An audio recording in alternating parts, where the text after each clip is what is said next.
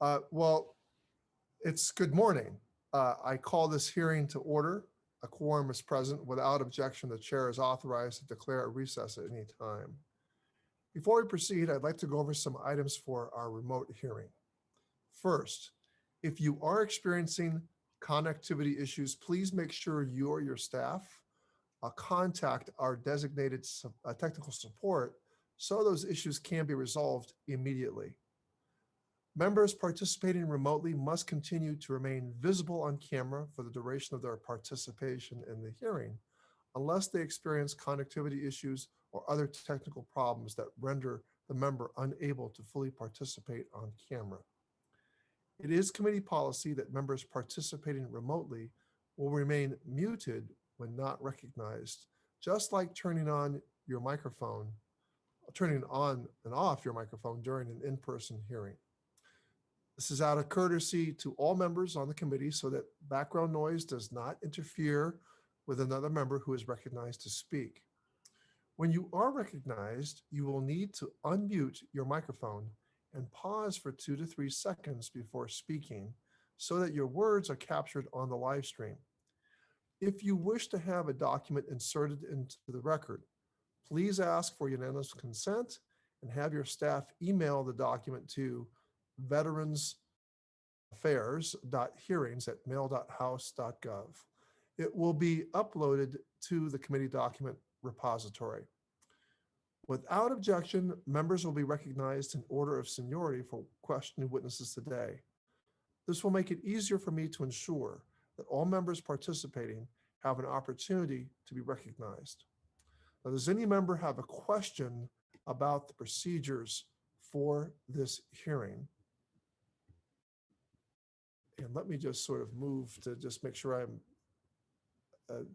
just to make yourself audible. I'm not able to see everybody at this moment.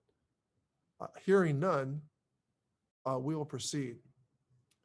I will now recognize myself for an opening statement. On May 28th, the Department of Veterans Affairs released its fiscal year 2022 budget request. Notably, this is the first VA budget for Secretary McDonough and the Biden administration.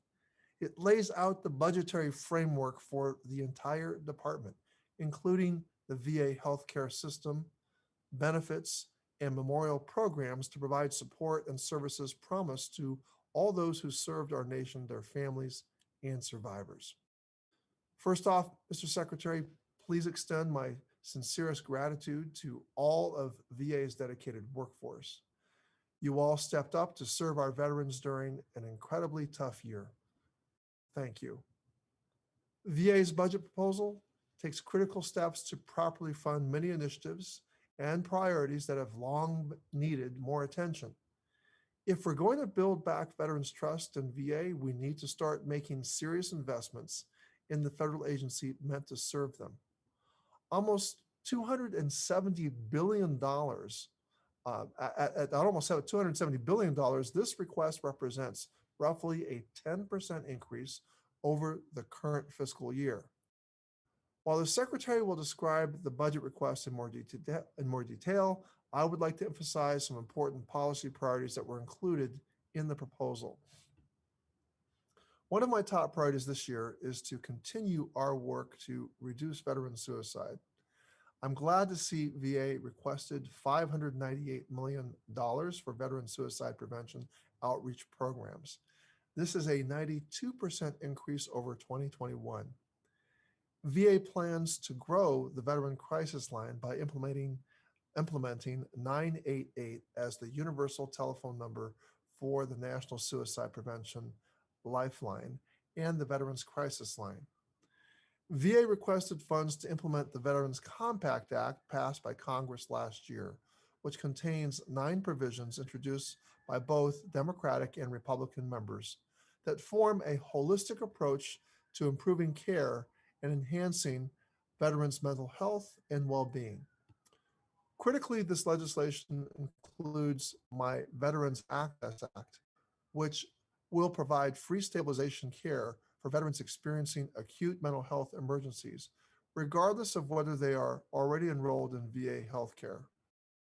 VA is also dedicating resources to community-based suicide prevention programs through the Staff Sergeant Parker Gordon Fox Suicide Prevention Grant Program, a 3-year, $174 million program that will issue its first grants in late 2022. I'm also pleased to see that VA's budget proposal will help VA better address toxic exposure by supporting the hiring of staff to process claims for new Agent Orange presumptive conditions and managing a growing backlog of claims. This committee remains focused on helping veterans suffering from the health effects of toxic exposure, no matter where or when they served. Last month, I unveiled the Honoring Our Promise to Address Comprehensive Toxics Act of 2021 to recognize toxic exposure as a cost of war and ensure all veterans can utilize VA care and benefits after being exposed to toxic substances during their service. I look forward to working with VA on this important issue. VA's request also takes important steps to ensure that VA is welcoming for all veterans and VA staff who enter its doors. The budget would increase funding by $12.9 million to strengthen VA's diversity, harassment prevention, and equal employment opportunity counseling programs. It would also increase funding to ensure compliance with the Deborah Sampson Act to support women veterans. I'm also glad to see VA requested $2.6 billion to reduce homelessness, a 14.5% increase over the prior year, and significant funds to modernize VA's antiquated IT and medical supply systems. Now, let me return to some areas where I believe Congress should focus its attention as it considers VA's budget request. As a committee, we have to ask if VA's budget makes strategic sense considering what we have learned from the pandemic.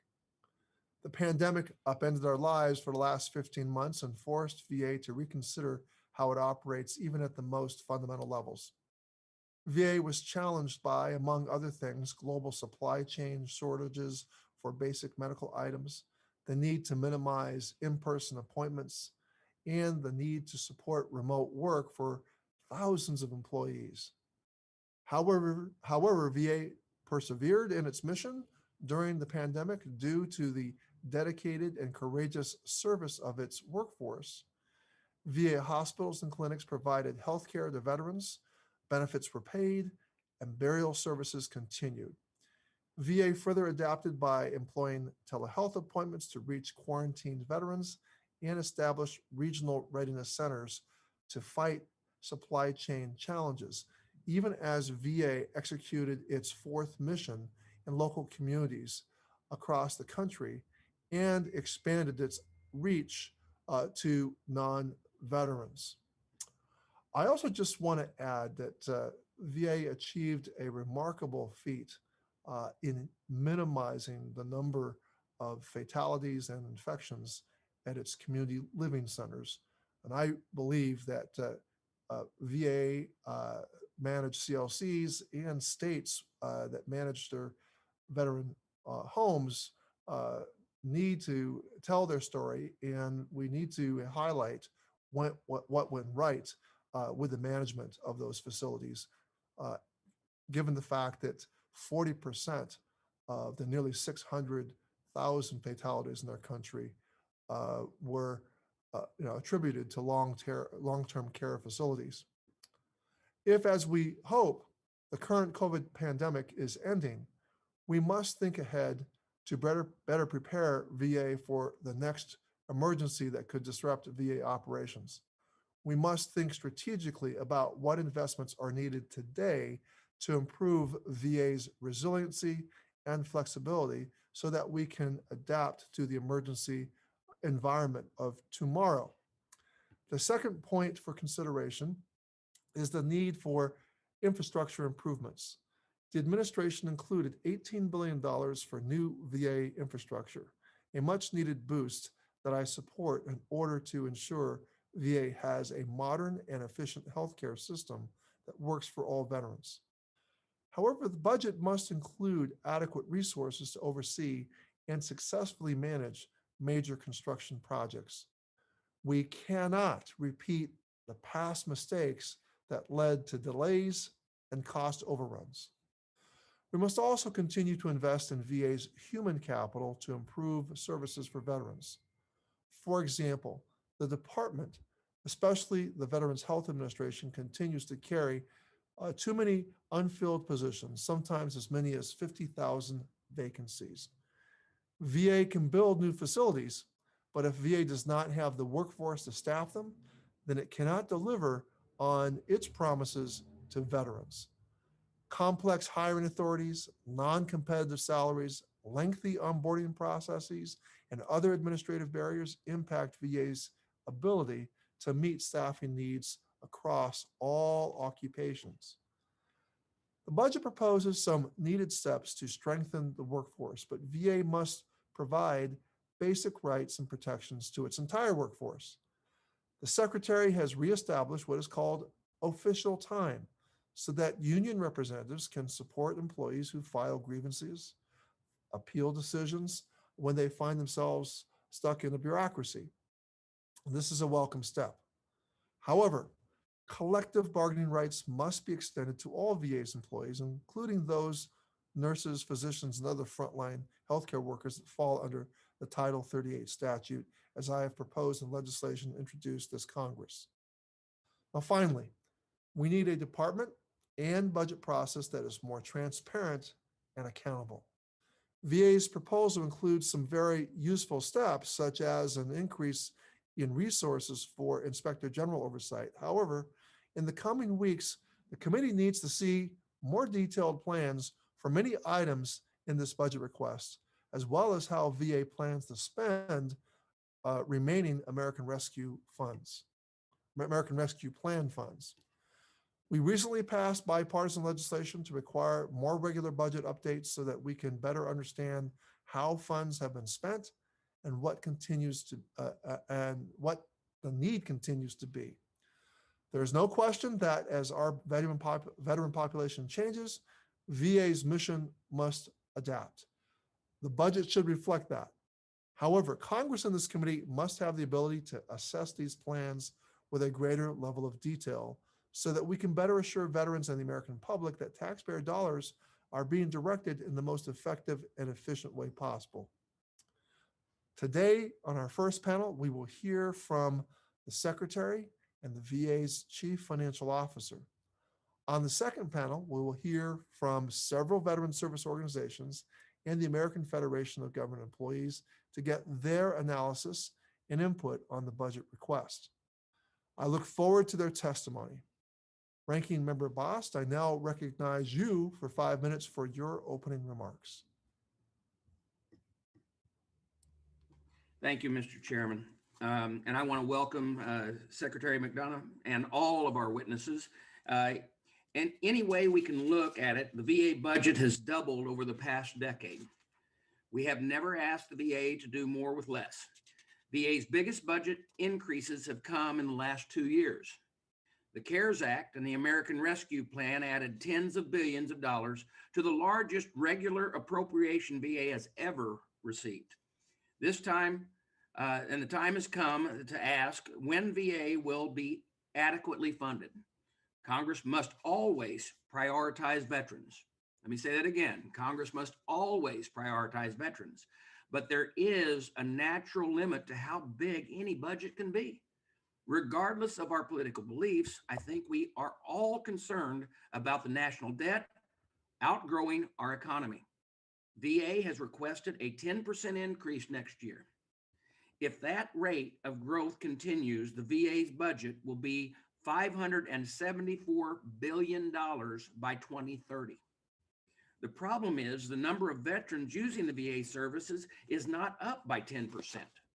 The number of veterans receiving disability compensation or pension benefits is only growing at about a 4.3% growth. The number of veterans receiving VA healthcare is only up by 1.3%. It is true that those veterans are seeking more care, but the number of outpatient visits is only going up at 3.7%. VA forecasts the number of veterans enrolled in a VA will actually go down. I'm not suggesting cutting VA. Let me say that again. I'm not suggesting cutting VA, but the budget growth has to be more in line with demand. VA has made a lot of progress in expanding access, increasing quality, and improving customer service.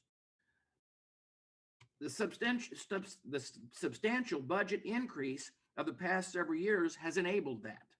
Without a doubt, there is more to be done, but we need to be better understanding of what success looks like and how much achieving these goals will cost. I'm concerned about the VA using one-time dollars from the CARES Act and the American Rescue Plan to create permanent expenses. I'm also concerned that the VA budget seems to reduce infrastructure spending only to then plus it up in the American Job Plan. Funding maintenance is important. We should take care of it now through the regular budget process. That's not to mention the elephant in the room, Mr. Secretary, that's toxic exposure. Supporting toxic exposed veterans is one of my priorities.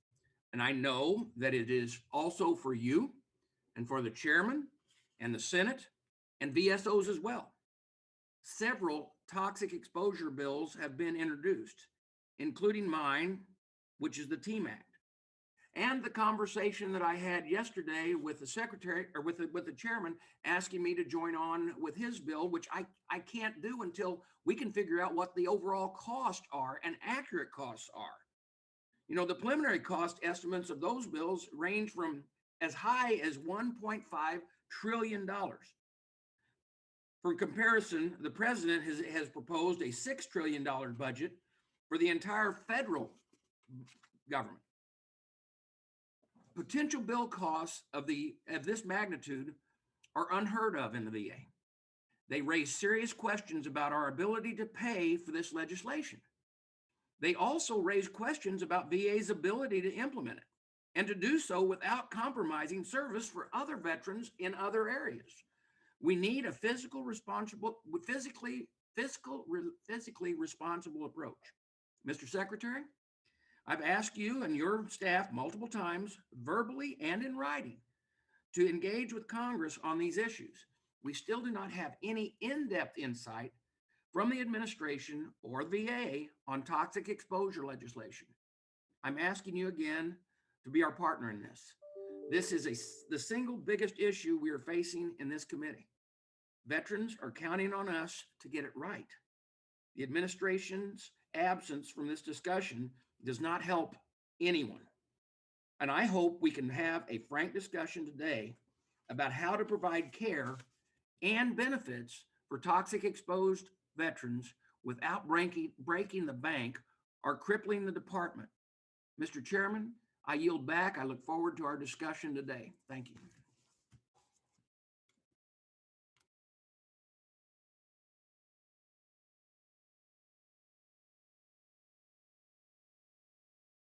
Mr. Chairman, you're still muted.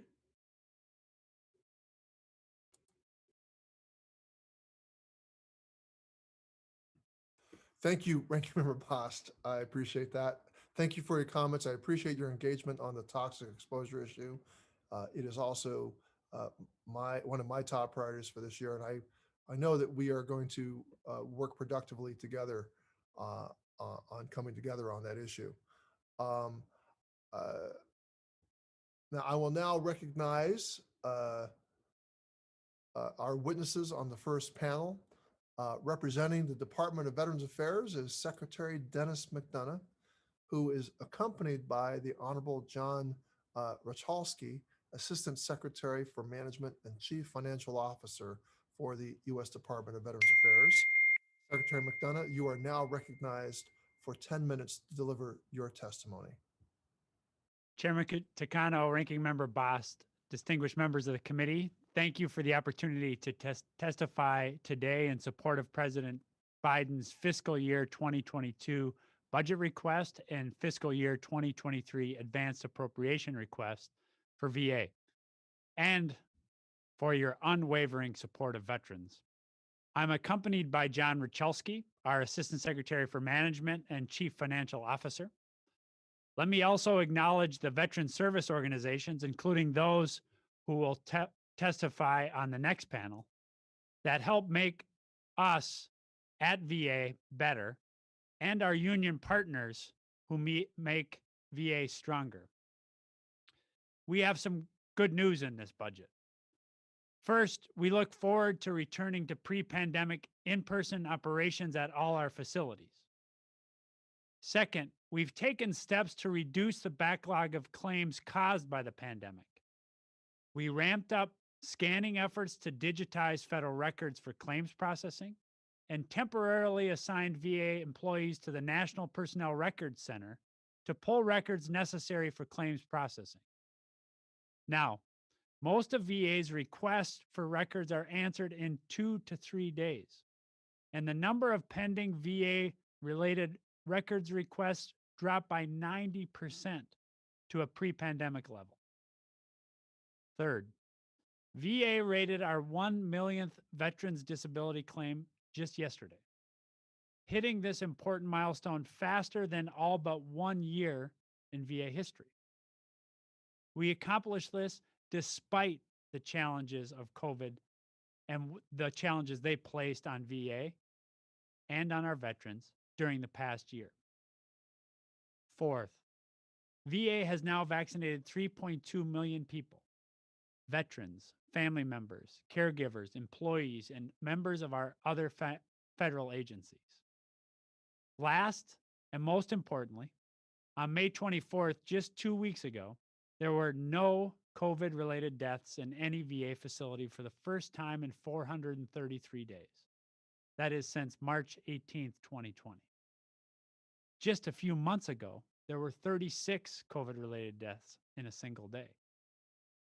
These positive outcomes are a direct result of 2 factors. One, the resources and support that you all invest in us at VA. And 2, the caring, compassionate people who work here. Let me tell you about one of those people. Doreen Summers is a nurse who joined VA in 2007. Within 2 years, she was asked to join the Disaster Emergency Medical Personnel System that deploys volunteers to support emergencies and disasters. Since then, she has been constantly ready to help those who need it when they need it most. She first deployed in 2008 to help open a federal medical station at Louisiana Tech University that housed and cared for more than 120 people displaced by Hurricane Gustav's devastation. In the years since, she served as a member of the on-call senior management team, as a DEMS faculty member, and as a member of several work groups. In 2018, she deployed to Puerto Rico to assist in leading a federal medical station after Hurricane Maria.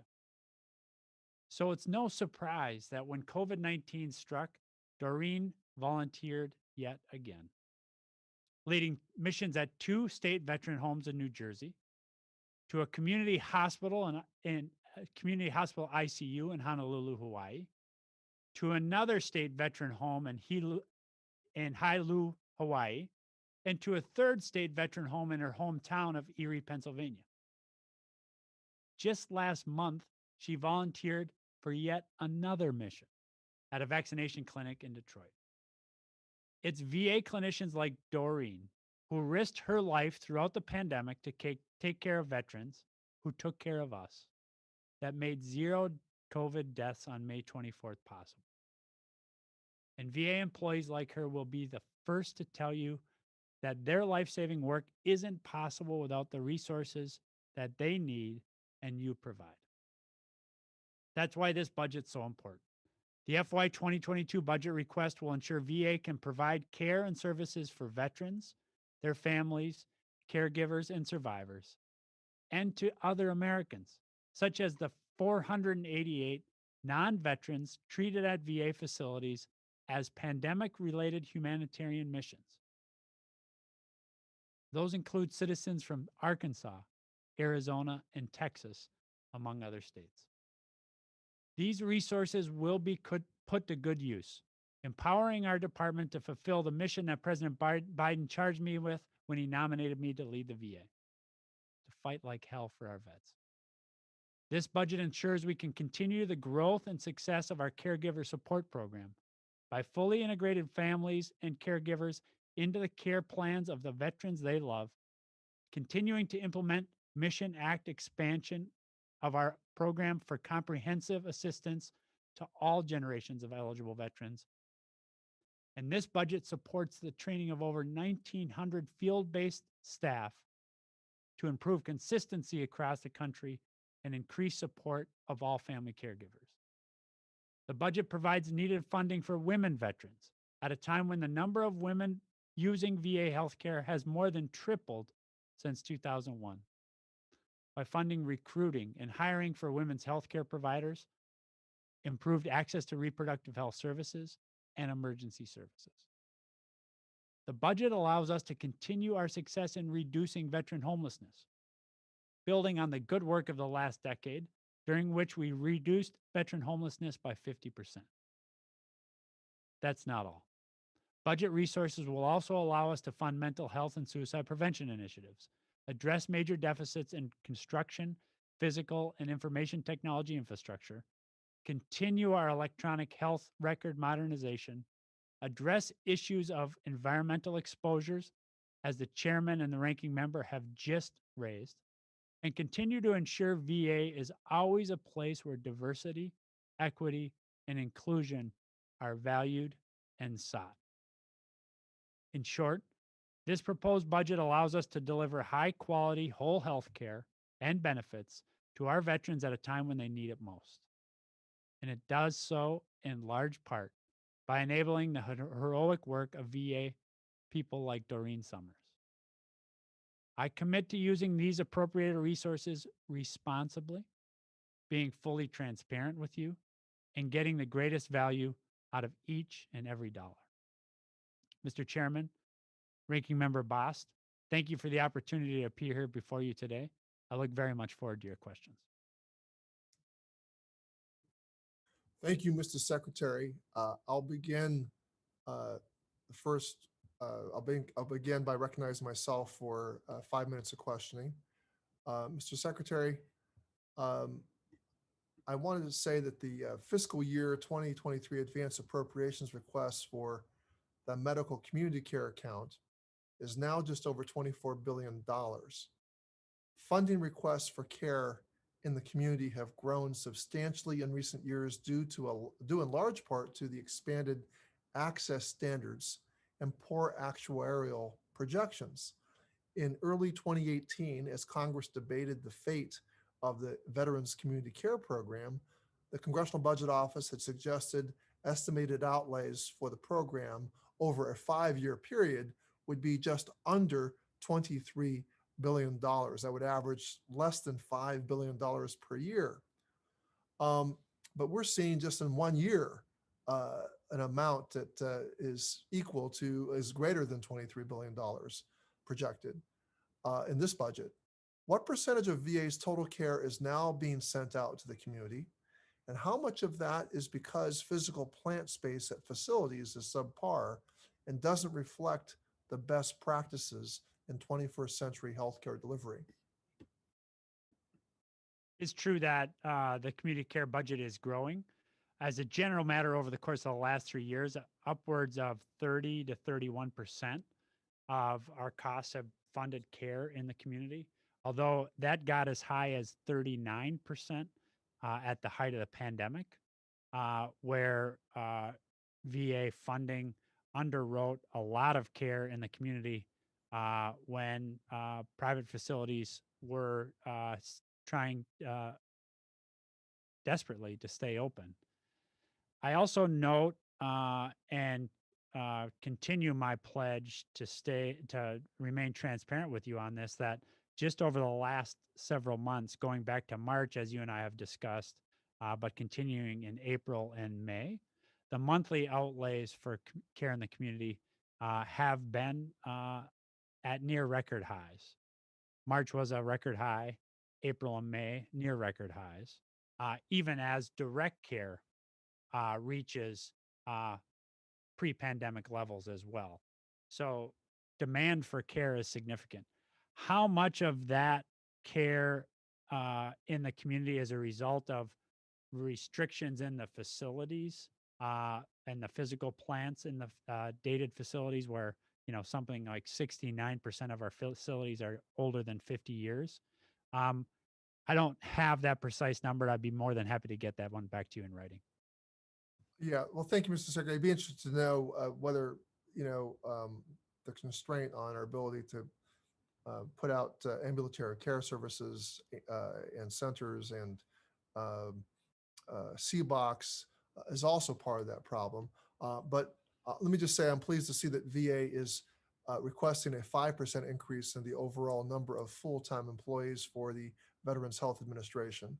And I will do all I can to ensure that these positions are funded. However, I remain concerned that VA does not know its true staffing needs, particularly for clinical professions. For the last 5 years, VA has been in the process of developing staffing models, staffing studies, and internal benchmarks for each occupation across the department. And as of October 2020, such analyses have had to be completed for at least 57 categories of occupations across the department. And this process was expected to continue through fiscal year 2023. So, Mr. Secretary, what progress has VA made in fiscal year 2021 on completing the 20 staffing models that were targeted for completion this year? So this is a big priority of mine, as you and I have discussed, and as I've discussed in previous appearances before your committee. In candor, not as much progress as I had hoped. But as with the earlier commitment on the question of care in the community, I'd be more than happy to come up to you, come up and sit down with you and your staff to talk through precisely where we are in those estimates. Well, I appreciate that. I'll quickly get in the last question. Also, the Veterans Medical Care and Health Fund has been established to execute the American Rescue Plan. The budget assumes that 29,900 mandatory FTEs would be funded through this account. Are these the FTEs hired during the COVID-19 pandemic?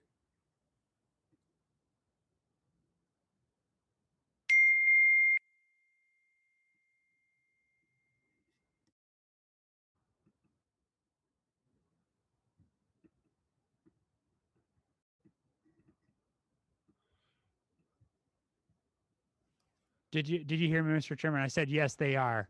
Okay, I didn't hear you. Okay, sorry. Yeah. Yes, they are.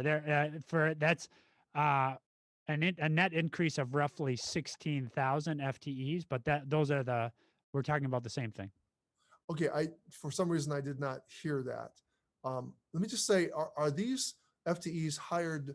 What is the department's plan once this mandatory funding source through the American Rescue Plan is exhausted? Well, first of all, we continue to assess that those personnel will be needed for the increase in care, the bow wave of care that Dr. Stone has been talking about and which we're currently experiencing, as I've just indicated a minute ago. We'll need those personnel in the near term. We will assess over the course of this year what those requirements will be going forward.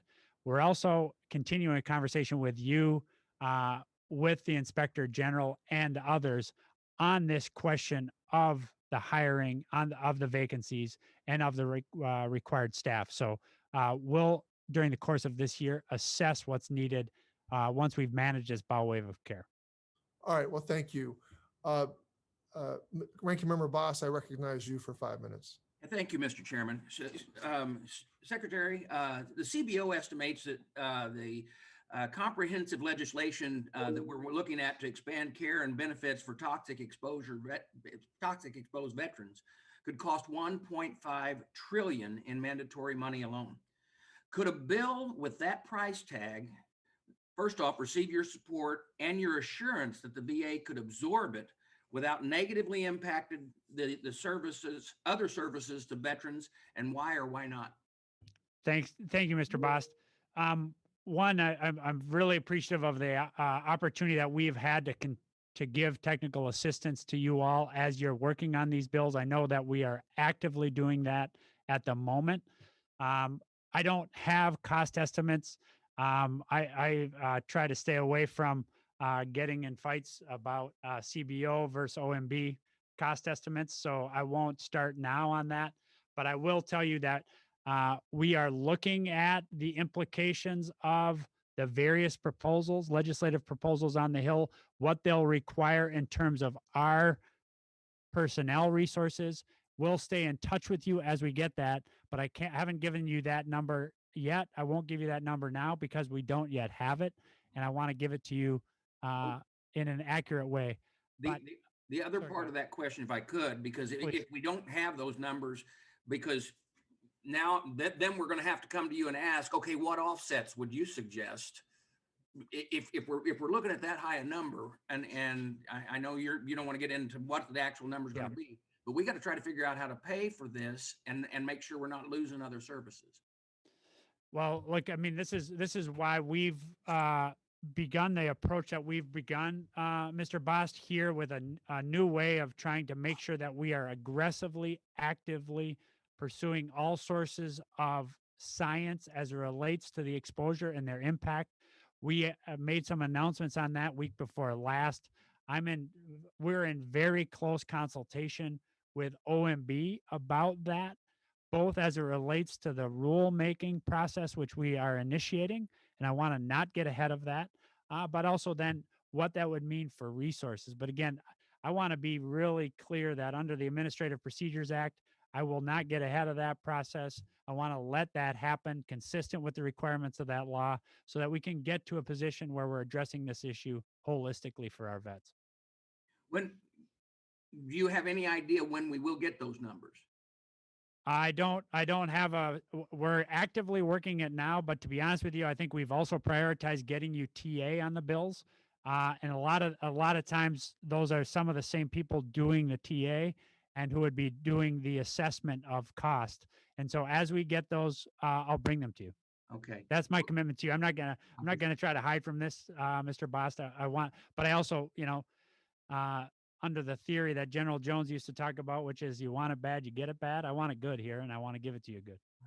Well, switching back to the budget request in itself, it's based on expected surges in demand for healthcare and when the pandemic ends. Yep. What is the impact on the budget if the surge does not happen? Well, I guess the way I'd answer that question, Mr. Bost, is to tell you that we've now seen in March, April, and May significant surge in demand for service is in direct care. That is to say, in VA provided care and in community care. So much so that we're watching very closely what that means for the overall budget number. So while I generally don't answer hypotheticals, I can also tell you that this one is not hypothetical. We're in the midst of a bow wave of care. We're seeing demand for that care in both channels, and we'll be more than happy to talk through those numbers with you. I'd like to see those numbers so that we can see it, because we're getting mixed information a little bit on Sure. that. But Count on that. Count on that. The last part is just really trying to figure out. So if the VA budget look like as a number of veterans are using the system start to decline, then what do we do? One is that's not what we're witnessing. We're witnessing exactly the opposite. And I'm sure John has some specifics on that if you want to get into that. But two is, I guess as I've indicated to you, Mr. Bost, in our private conversations and here publicly in the committee, I'm going to judge our success on whether we increase access and improve outcomes for vets. So I hope we're not in a position where demand for our services is going down. Yeah, We're currently not in that system. We're not in that situation. And I don't anticipate us being in that situation. Yeah, my hope is that we are able to increase access and do it at the most cost-efficient way that we Agree with possibly that. can Agree for with the that. sake of our children, grandchildren, and future veterans. So Agree with that. my time has expired, and thank you very much for your answers. And Mr. Chairman, I yield back. Thank you, Ranking Member Boss. I call on Chairwoman Brownlee of our Health Subcommittee for 5 minutes. Thank you, Mr. Chairman, and thank you, Mr. Secretary, for being here with us this morning. And I agree with you wholeheartedly that there is a lot of good news in this budget. So there are a lot of questions I would like to ask, but I'm going to stick with women veterans for the moment. And I know that, so you are proposing, significant increases for women's veterans health. So thank you for that, and focusing in on staff shortages within that parameter, equipment within that parameter.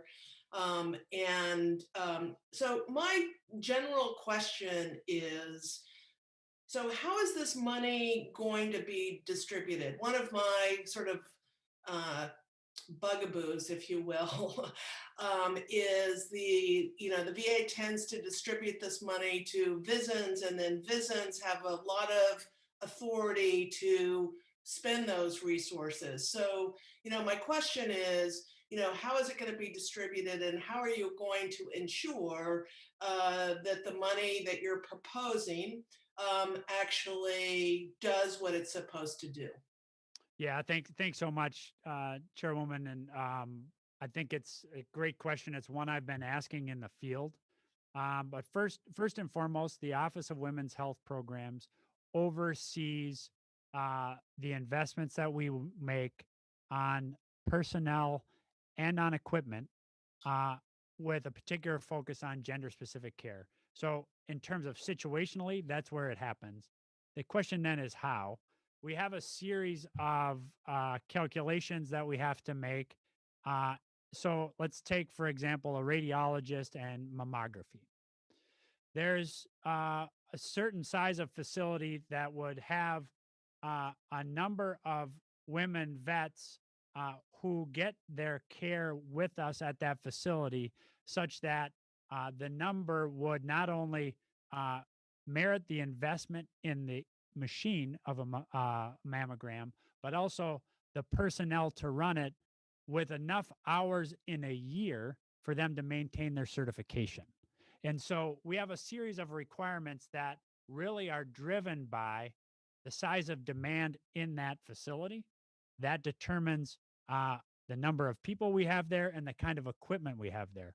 Now, this raises a question, right? Which is, let's call it the field of dreams strategy that says, if there is mammography, would more women vets not come? And so we're exploring that question in various facilities. I've talked about that on my travels already. And this is one that I think we should continue to work with you very transparently and very publicly in the committee. But the bottom line is we've seen substantial increase in the numbers of women veterans. We owe it to them to make sure that we have the kinds of care that they would expect. Very good. And the other thing is, MST coordinators, peer counselors, that sort of thing. You find, in some VA facilities, there's a full-time MST coordinator, and others, it's very much a part-time. It might be 10 or 20% of one's responsibilities. So, part of Deborah Sampson is to say those positions need to be filled, and they need to be full-time. That was the intent from the very, very beginning. So I just, I would like to have kind of further discussions with you in terms of how you intend on being transparent. So, at the end of the fiscal year, I can see, how many more personnel, how many, where the MST coordinators are, how those positions have been filled, are there any empty positions, et cetera. So this is why I'm sorry to interrupt, Chairman, but this is why it's so important to get the plus up in our office of ORMDI, I think is what it's called, Yeah. resolution and dispute management, because that will give us the fulcrum on which to make sure that we're meeting the requirements in the Deborah Sampson Act. And so, and that's a really important piece of business for us. The budget the president's proposing allows us to do that. Terrific. Last question, and I don't have that much more time, but what resources are going into sexual harassment and the absolute ending of sexual harassment? Well, we have a whole. You referred a minute ago to the focus on, and I know several of you have sent, Republicans and Democrats jointly sent a great letter down on the steps that I've been talking to Ms. Lurie about this as well, about the steps we're taking on care for MST survivors. So set that, and you just referred to that, but let's set that aside for a second. This again gets our ability to use our enforcement mechanisms inside the department to hold us to account on the kind of culture and facility management that has zero tolerance for sexual harassment. So a big piece of this is the plus up, is the consolidation of our efforts in the Office of Resolution Dispute Management, but also the increased funding there to make sure that we are holding people to account. And then it gets to the whole series of questions that I've talked to you now a number of times about, which is our support for the IG, our reliance on him, on the OAWP. I'm hoping this week our assistant secretary will get confirmed in the Senate for that position. It's vitally important that we have her in that job, somebody with experience in developing whistleblower protection programs, and so that our people who feel threatened have a place to go. Very good. Thank you. I apologize, Mr. Chairman, for exceeding my time, but I yield back. Thank you. Thank you, Chairwoman Brownlee. I now call on the gentlewoman from American Samoa, and I forget, she's ranking member of one of our subcommittees. She's a very senior member. I call on Amata Radawagan for 5 minutes. Aloha. Thank you, Chairman Aloha. Takano and Ranking Member Boss for holding this hearing today. Thank you to Secretary McDonough, the VSOs, and the rest of the panelists for testifying. Secretary McDonough, VA assured the committee many times over the last year that the department was effectively mitigating the impact of the pandemic by transitioning care to telehealth, which VA has been a long-time leader in, and contacting every veteran who had an appointment or referral that had been canceled to make sure their needs had been met.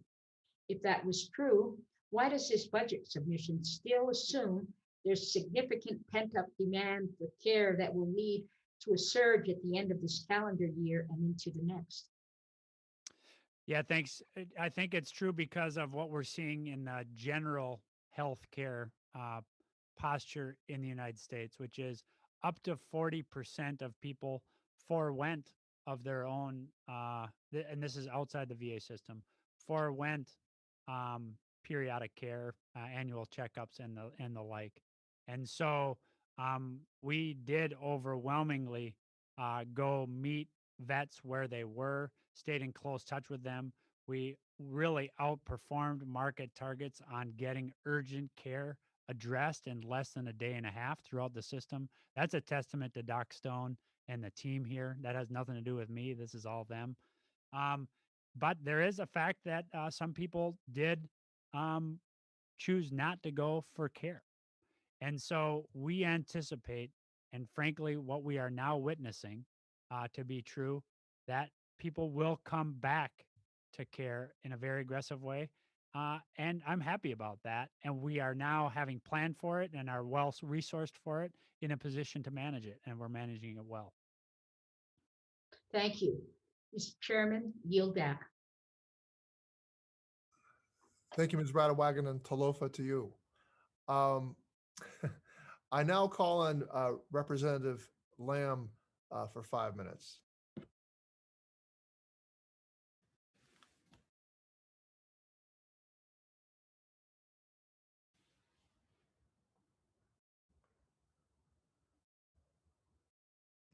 Sorry, Mr. Chairman, did you just call me? I was having a technical issue here. Yeah, I did call on you, Mr. Lamb. You're Thank you recognized. very for much. 5 Thank you very much. And Mr. Secretary, I want to thank you again for your service up to this point. We've talked a little bit before about the issue of Agent Orange in particular, and it was a great success in the NDA last year to get bladder cancer and the other 3 conditions added to the list. The one that the National Academy of Sciences had also called for was hypertension, and we didn't get that across the line in the NDAA. So I know based on the last couple of years that VA does have some authority on its own to add something like that to the list. Your predecessor often gave us the impression that the main impediment to getting hypertension added was at the Office of Management and Budget. So I wanted to ask you, is there any plan to help get hypertension added to the list? And if so, is it a budgetary objection that's holding it up, or what's the current state of affairs? Thanks, Mr. Lamb, very much. I was obviously we were very pleased, as you and I have talked privately and we've said publicly, with the 3 presumptives you enacted in NDAA. We were able to announce week before last that the 3 conditions you mentioned, bladder cancer, hypothyroidism, and Parkinsonism, will be presumed to be connected. We're in a position now to implement that. And we're rolling out aggressively on that, including not requiring people who had filed in the past and been denied to refile. We will automatically review those already filed cases. So we're working that. On the question of hypertension, this is something we continue to look at. It is a significant budget outlay. There's no doubt about that, although I have not discussed it with OMB, and I've not discussed the cost with anybody yet. So it's not, I think it is a cost issue as a general matter, but I have not discussed it in any way. So I don't want to leave the impression with you that we're limited necessarily by cost. We haven't crossed that bridge. It is right now a clinical issue. And, so we're looking at it closely, but prevalence of hypertension in men of a certain age is very high across the board. Irrespective of service. And so disaggregating that is a very difficult clinical challenge. We're trying hard to do it, and I'll make sure that we stay in touch with you as we work it. Thank you for that commitment. And I just encourage anyone from your staff that is looking at this to please review the National Academy of Sciences finding on hypertension, because they did consider this. And for me, it just comes back to the fact that while the cost may be high, the people who are suffering from this today, although they are many, wrote a blank check to our government when they signed up to serve in the armed forces. And so for them, I don't think any cost is too high. And agree. You can see from both this committee and this administration, we're willing to spend money on a lot of things right now. So I appreciate your commitment on that. The other question I had for you, sir, is you, after our first encounter in the committee, were very swift in restoring some of the union rights and protections that have been taken away under the previous administration. I want to thank you for that. And for being so communicative with us on that. The one report I am still getting is that the question of official time for Title 38 employees has been under review since March. And so I just wanted to ask you if you could tell us the status of that and when those employees can expect an answer. Sure. It's not only under review, it's under active consideration. And we're talking about this, let's say, robustly. And so I hope to have some news for you soon. I think this is obviously a critically important issue.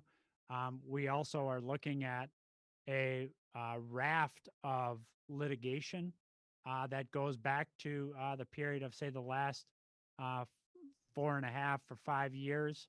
And so I'm really hoping that we can resolve all these issues so we can get back to restoring, labor manager relations. Thank you very much. I can tell it's a priority. The rank and file are asking about it a lot after the year they've been through, and I just think they deserve to have it at the top of the agenda. So appreciate you keeping there. Mr. Chairman, I yield back. Thank you. Thank you, Mr. Lamb. I now recognize gentleman from Indiana, Mr. Banks, for 5 minutes. Thank you, Mr. Chairman, and great to see you, Mr. Secretary. Thanks for joining us today. As the strategic review of EHRM, electronic health record modernization, comes to an end, are you examining, Mr. Secretary, any new ways to structure the subsequent go lives, such as the joint implementations with DoD or groups of medical centers simultaneously? Yeah, thank you, Mr. Banks, and thanks for your you and your staff have been really great partners in this for us as we're undertaking the review. We are coming to the end of this period of looking at this closely. Um, we are looking at some structural questions, including how we're structured to oversee this.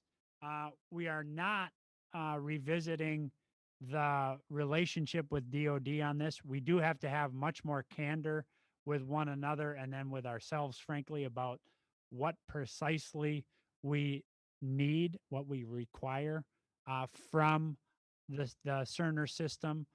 We are not changing out from the Cerner system. Let me reiterate that. I said that the last time I was before this committee. I reiterate that now. But frankly, how we train and how we rack up requirements, how we govern and how we manage this process needs some work. Those are internal issues. How we interact with DoD, the timing of that interaction, well, I think will largely stay the same. The timing of go live, for example, at Columbus is still a big open question for us.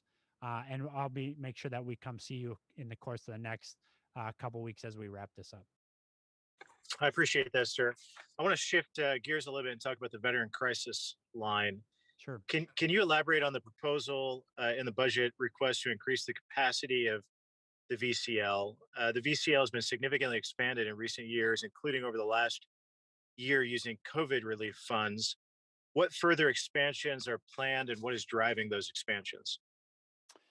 Yeah. Thanks very much for that question.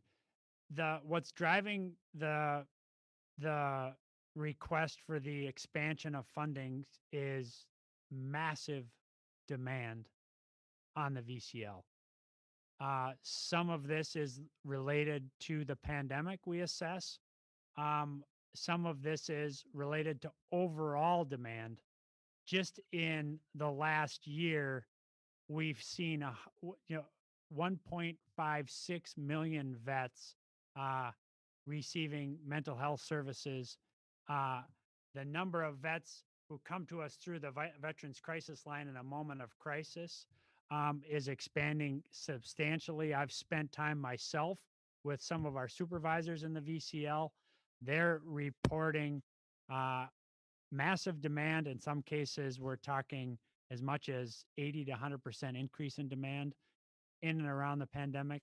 And so that's the main issue, demand.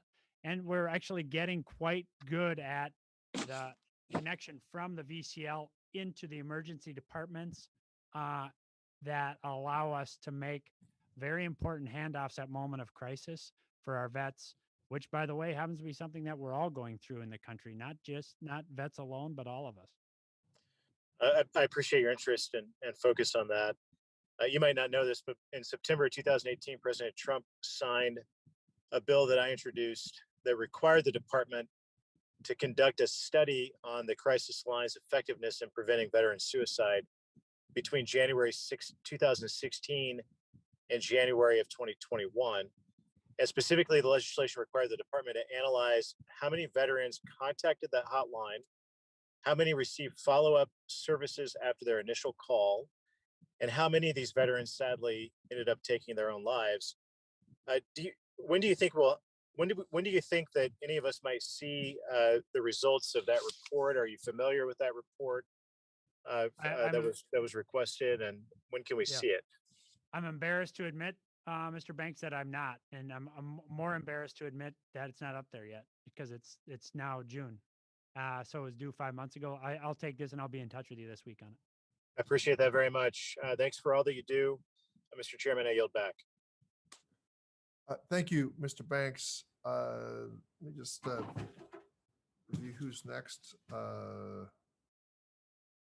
I believe it is Mr. Levin. Mr. Levin, my colleague from California and chairman of our subcommittee on economic opportunity. You're recognized for 5 minutes. Well, thank you, Mr. Chairman. Secretary McDonough, it's always great to see you. Thank you for all your great work for our veterans. And I so appreciate that you have made ending veteran homelessness a top priority and that you're working collaboratively with HUD and Secretary Fudge to make that a reality. I was really glad to see that the budget request included $89 million in fiscal year 22 to implement some of the homelessness provisions that I champion, that many of my colleagues here championed, that were signed into law as part of the Isaacson-Rowe Act in January. However, I was concerned to see that the grant and per diem program request would maintain rather than increase the current level of 12,700 transitional housing beds. So my question, Mr. Secretary, is how is VA preparing for the anticipated influx of at-risk and homeless veterans entering the system as federal, state, and local COVID eviction and foreclosure moratoriums expire? Yeah, it's good. Thank you, Mr. Levin. It's good. Good question. We're intensifying our focus on prevention. We're obviously spending a lot of time. We've been meeting not only inside the department, but across the government on an interagency level on these questions. We'll be doing so again later this week to make sure that we're in a position to stay in touch with those personnel at greatest risk. We've proven concept quite well over the course of these last 10 years, not only in reducing by 50% the number of homeless, but it's upwards of 850,000 veterans and family members who have been kept in housing because they're approaching a moment of crisis. And so we're focusing very much on those efforts in terms of prevention. And then on the larger questions around grant and per diem, I'm happy to take those and come back to you with any more specifics on that. Thank you. Appreciate that, Mr. Secretary. Related to that, as part of the Isaacson-Rowe Act, HR 7105 that we passed in January, the budget request doesn't appear to reference the provisions related to the Mulder Act. And that's something that I worked on with Jody Arrington, my friend from Texas. And that basically is to improve the transition program, transition assistance program. It includes an off-base transition training pilot and a grant program for organizations that provide coordinated transition assistance. So you may have to take this back as well. It may just be a matter of, updating those items. But, obviously, we hope that the budget request will fund these programs and that it also will provide more detail on the cost to implement them. Yeah, count on that. I just had a meeting last week on all the provisions from that act, and I remember seeing those in there. So I just have to harmonize that brief, your recollection, and the budget, and I'll make sure because we got a lot of work going in on the TAP programming. So I'll make sure that we get to you this week as we have in the past on issues that you raised. Appreciate it very much, Mr. Secretary. And as I mentioned to some of your team, our hope in this legislation was that it would be implemented, at least the pilot would roll out during, sort of our response to the pandemic and obviously the unique needs that are existing as a result. I also noticed that the Office of Transition and Economic Development did not request any new FTEs despite the expansion of TAP resources and the office's recent absorption of other VA programs. So the question is, how is the office planning to provide high quality services without any new FTEs and the new, programs that are being laid out? I think it's a very fair question, and I think let me take it and come back to you with a good answer. I don't have one off the top of my head, but I am happy to see that we are increasing efficiency in important spaces. So unless John, you have something specific on this, okay, we'll come back to you on it. Thank you, Mr. Secretary. We appreciate so much all that you and your team are doing, and particularly, now with the response to the pandemic, this is no time to be nickeling and diming our VA or our veterans. We have to be there, as Mr. Lamb said, we have to be there with all the resources you need to serve our veterans well. So with that, Mr. Chairman, I'll yield back and I'll thank the Secretary again and welcome him to San Diego to come visit anytime. Thank you. A lot of vets in San Diego, so we'll be out there. Yes, sir. Yes, sir. Thank you, Chairman Levin. I now recognize the gentleman from Kansas, Mr. Mann, for 5 minutes. Well, thank you, Chairman Takano, and thank you, Secretary McDonough, for joining us. Mr. Mann. Appreciate you being in Kansas a few weeks ago and meeting you at our VA facility in Emporia, and also very much enjoyed our phone call a few weeks ago as well. So a couple questions.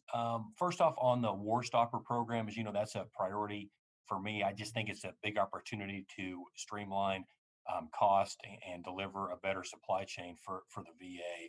What's the state of our negotiations with the VA and DoD about VA's full participation in the War Stopper program? Yeah, so you and I have talked about this. I owe you some answers on it. I think, John, do you have an update on where our negotiations are on that? We're negotiating, but I think the issue is there's an executive order associated with this. Oh, I can't quite. If you could speak up a little bit, sir. Oh, Can you hear me now, sir? just very faintly.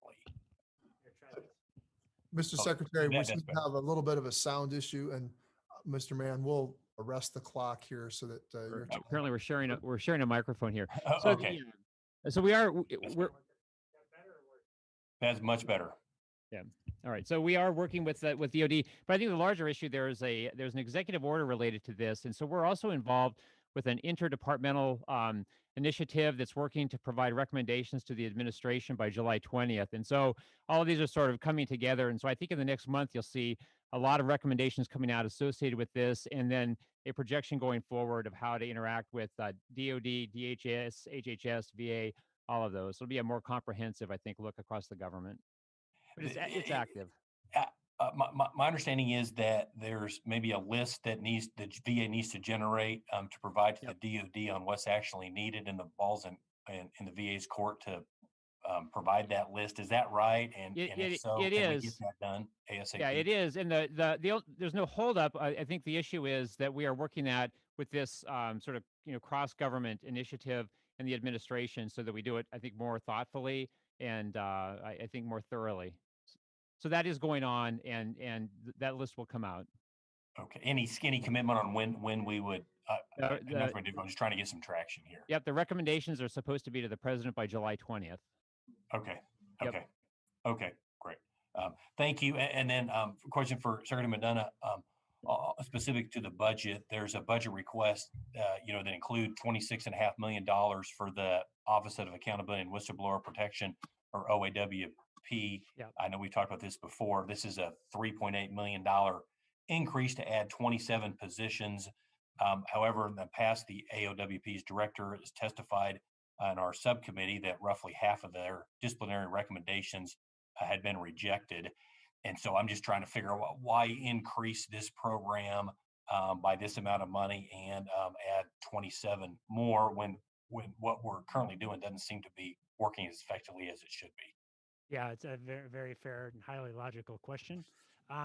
So just one thing back on the other piece of business, Mr. Mann. Yep. John and I and whoever else is appropriate would be happy to come sit with you about what our recommendations are to that process, either before or right after the 20th, after we submit our recommendations to the president. On OAWP, Thank you. on OAWP, it's really it's a very challenging question, because here's what happens. The OAWP does an investigation. They come up with recommendations. They pass those recommendations to who we call the responsible management official. That responsible management official can choose to take some or all of those recommendations, or none. And if they take none of those recommendations, I am required to report to you all about what happened there. Why did the responsible management official not implement the recommended fixes from OAWP? I think it's obvious to it's obvious to me two things. One is, I hear from that office, which has not yet been fully staffed since you all enacted it several years ago, that it needs more people. I take their word for that. But we also have a governance and management issue, which is we have to figure out why there's such a disconnect, and this is on me, between the investigators in OAWP and the responsible management officials. And why is it that either the recommendations aren't what the management official thinks that needed to happen, or the management officials are ignoring the recommendations. We just have to increase that oversight, and that's something that's on me and my general counsel. We're actively working this. This is one of the issues we'll address as soon as Marianne Donahue is in the job, which is, I hope, is later this week if she gets through the Senate. And I think your question is highly logical. It's something that is it's an aggravation to me because this is obviously required in this department. And we have to get down to it. And I hope that the next time I appear before you, you don't have to ask about it because we've addressed it. Okay, well, thank you, sir. We appreciate the time. Thank you, Mr. Mann. I now call upon the chairman of our subcommittee on oversight investigations, Chairman Pappas, the gentleman from New Hampshire, for 5 minutes.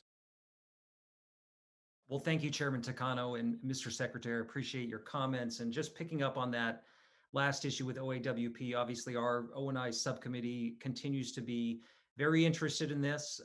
We have a few legislative opportunities on the table, and we're really looking forward to seeing the new individual in this position and working with you to ensure better management of that office. It's been a missed opportunity over the last few years, not to have things up to speed there, especially for those individuals who come forward with valuable information about how to improve things at Amen. VA. So that is so important. I appreciate your commitment there. Now, I want to ask, in addition, about diversity, equity, and inclusion within VA's workforce.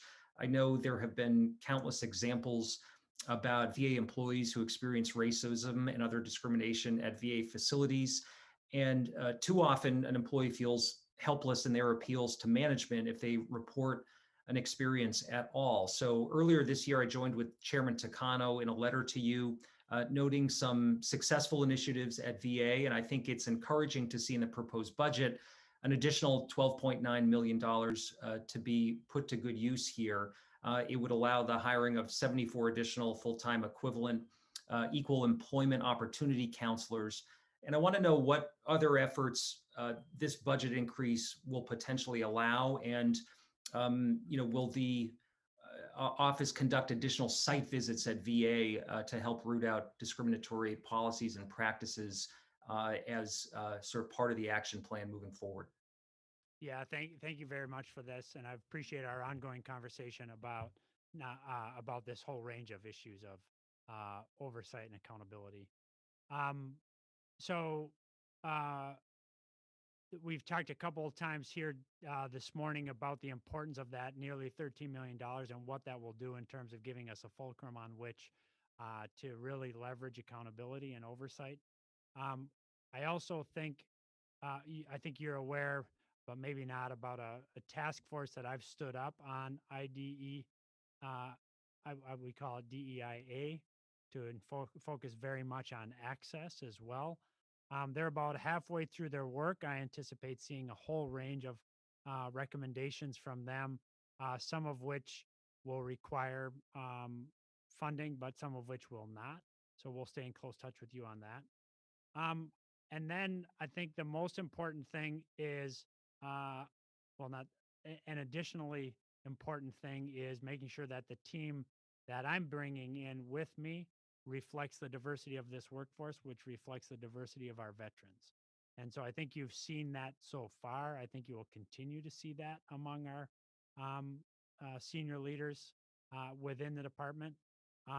And then the question is, once people are in those chairs, are we following through on the requests for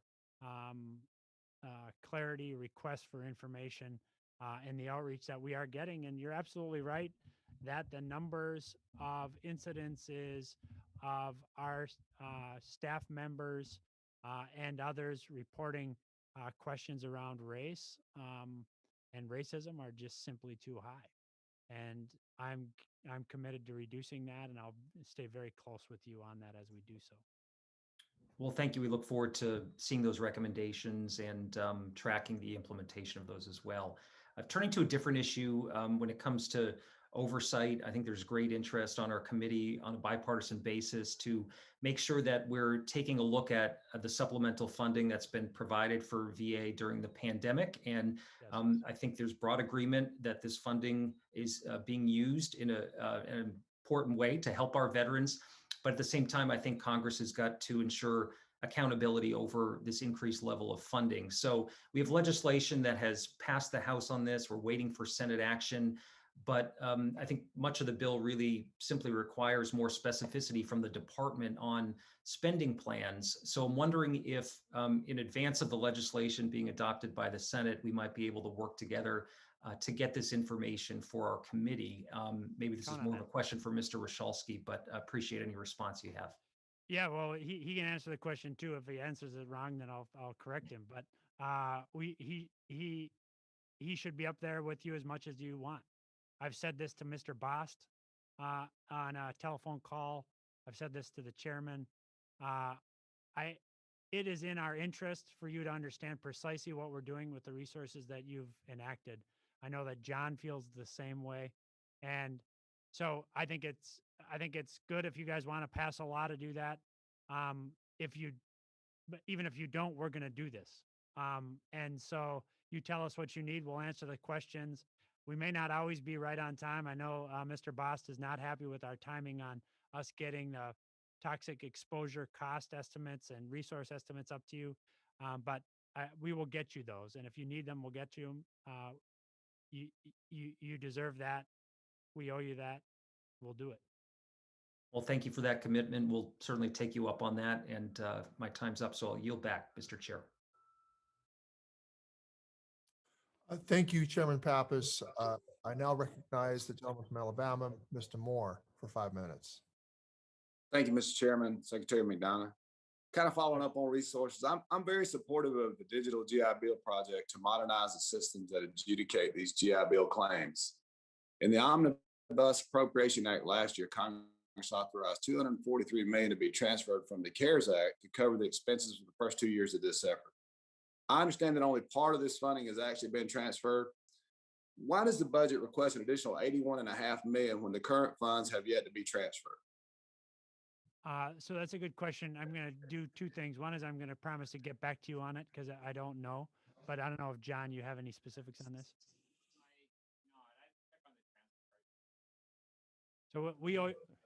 So John said, John said that he's going to check on it. He doesn't have any specifics on it either. So we owe you that, sir, and we'll get that to you. It's a highly logical, reasonable question. We'll get you a good answer. Thank you. Thanks, sir. I appreciate it. Let me do an additional question. And can you tell me a little bit more about the $3.6 million requested to fund the VA Disability Employment Pilot Project and how this project will differ from the services provided by the Veteran Readiness and Employment Program? I don't have enough details in front of me, and it looks like John does not either, but I'd be happy to come up to you with specifics on that too. Okay, thank you. This is a joint it's a joint program with the Department of Labor, so I think that's the innovation here, and how it distinguishes from existing programming. I don't have that information in front of me, so I owe you that. Okay, thank you, Mr. Secretary. And also, Mr. Secretary, we're opening in my district. I have Fort Rucker and Maxwell Gunner in Southeast Alabama, and we're opening a new Veterans Retirement Center, and I'm going to be cutting ribbon in a few months. I'd love to extend an invitation to your team. Great. I'd be honored to join. So if it works, I'll be there. All right, thanks, sir. I'll yield back, Mr. Chairman. Thank you. Thank you. I thank you, the gentleman from Alabama. I now recognize the chairwoman of our DAMA subcommittee, Chairwoman Elaine Luria, for 5 minutes. Well, thank you, Mr. Chairman, and thank you, Mr. Secretary, for being here today. I wanted to personally thank you again for taking a full day to come visit our Hampton VA and learn about some of the challenges for our veterans here in Hampton Roads. And I think it was a very meaningful visit, and we had a great dialogue. I wanted to follow up on one of the topics specific to the subcommittee that I chair about the budget request that we're discussing today. So the budget asks for 334 full-time equivalents to address Agent Orange claims. but a large percentage of the current claims backlog is due to the CMP exams. We're told at least 60%. Does the VA budget proposal account for the potential surge in exam requests from toxic exposure claims, whether from the 3 new Agent Orange presumptive conditions or for potential changes in the law when we look to increase access to benefits for toxic exposed veterans? So to just take those in reverse order, the budget does not account for potential changes in the law. This goes back to the question I think Mr. Bost is reasonably asking, which is what do we assess this will require in terms of people and time? So it does not include that. The budget does anticipate our ability to support the processing of disability compensation claims for the 3 new conditions. We think that will be, about $40 million, as I think you're suggesting. The fact is that we do need to get faster, in my view, about bringing down the backlog, which goes back to the fact that we turned off all CMP exams early in the pandemic. We're actually making decent progress on that, and we're looking for different ways to increase, as you and I discussed privately, ways to increase the slope of that curve, bringing it down. So we're looking at a variety of things, but the budget itself invests in the plan that you and I discussed, which is to get this down below 90,000 at the end of next fiscal year. Well, thank you. And you mentioned needing to reduce the backlog. Are you requesting any additional resources specifically for that? And on that note, the budget focuses on contract exam support, but many of these claims are very complex. And so does the VA have any plans to increase the level of support from the VHA examiners as it relates to specialty exams and or for increasing capacity?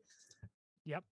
So we also, as we discussed when I was down in Hampton, I think thanks to interagency coordination here, VHA has increased the number of CMP exams that it's doing in the facilities. We are also cranking up, and the budget anticipates cranking up the use of contractors. I know that that's not first best in a lot of our vets' minds, but we're trying to bring this down as quickly as we can. And so it's a long way of saying the answer to your question is yes and yes. We are trying to reduce the backlog. We're making good progress, but let's be clear, later this summer, a lot of the Blue Water Navy claims in August will bump into backlog status. We're working through those aggressively. So that number will come back up. That's all in the planning, and we anticipate that. All of it is, we're driving hard to reducing it. And I'll just say one last thing. Because of the attention many of you on the committee, Mr. Lamb and others, have put on this question of the National Personnel Records Center, and because of the funding that you've gotten us in the American Rescue Plan, our investment in digitizing those records at the moment is a great help to NPRC and through them to our vets. But it's also a great help to us, not only now, but in the out years when that is, in all cases, anticipatory reduction in likely backlog challenges then. So we are making a bunch of investments now related to the American Rescue Plan, related to CARES Act, and we anticipate continuing those in the budget for this year because it's just not acceptable that we have over 200,000 of our vets waiting. Well, thank you, Mr. Secretary, and I'm glad to know that we're on the same page, as I'm sure all of my colleagues on the committee are, that we need to get down this backlog, and we want to work with you for any resources through this budgeting process that will help do that, including the NPRC, and I'm glad to have worked with Mr. Lamb on helping on that issue through the American Rescue Plan and the CARES Act, and I'm sure our conversations will continue, and thank you for your prioritization of helping our veterans. And Thanks so much. I might just say that Mr. Bost was out in St. Louis 2 weeks ago. Our team, as I said to him privately, our team was really grateful that he was there. He raised a bunch of these questions too. So you all as a committee have really, I think appropriately, kept the pressure on us. I appreciate it. but also showed us the support that we need and the resources that we need at critical moments. So I thank you for that. Thank you, Chair Luria. And I also want to add, I appreciate the initiative that Ranking Member Boss took in visiting the St. Louis facility. And I'm hopeful that we're going to solve this issue. I will now want to recognize the gentleman from North Carolina, Mr. Cawthorn, for 5 minutes. Chairman Takano, thank you very much. Ranking Member Boss, as always, thank you for your leadership in this committee. Secretary McDonough, I have 54,000 veterans in my district. Nationally, as I'm sure you're very aware of, there are 581,000 veterans who are currently unemployed last year, as of last year's statistics. I read your testimony, and to be quite frank, I was slightly disappointed. Something I hear oftentimes when I'm out in my district is, why are we giving so much foreign aid to other countries when we have our own veterans on the sides of the streets, or something very similar to this. I'm sure many of you have heard this. So as I was reading through your report and your testimony, I saw that there was very little depth about the economic opportunity for our veterans. A point that I saw that you really harped on was that we're going to start allocating money to create some clean energy jobs at the VA. Yeah, I'm a big fan of solar. I'm a big fan of a lot of energy diversification.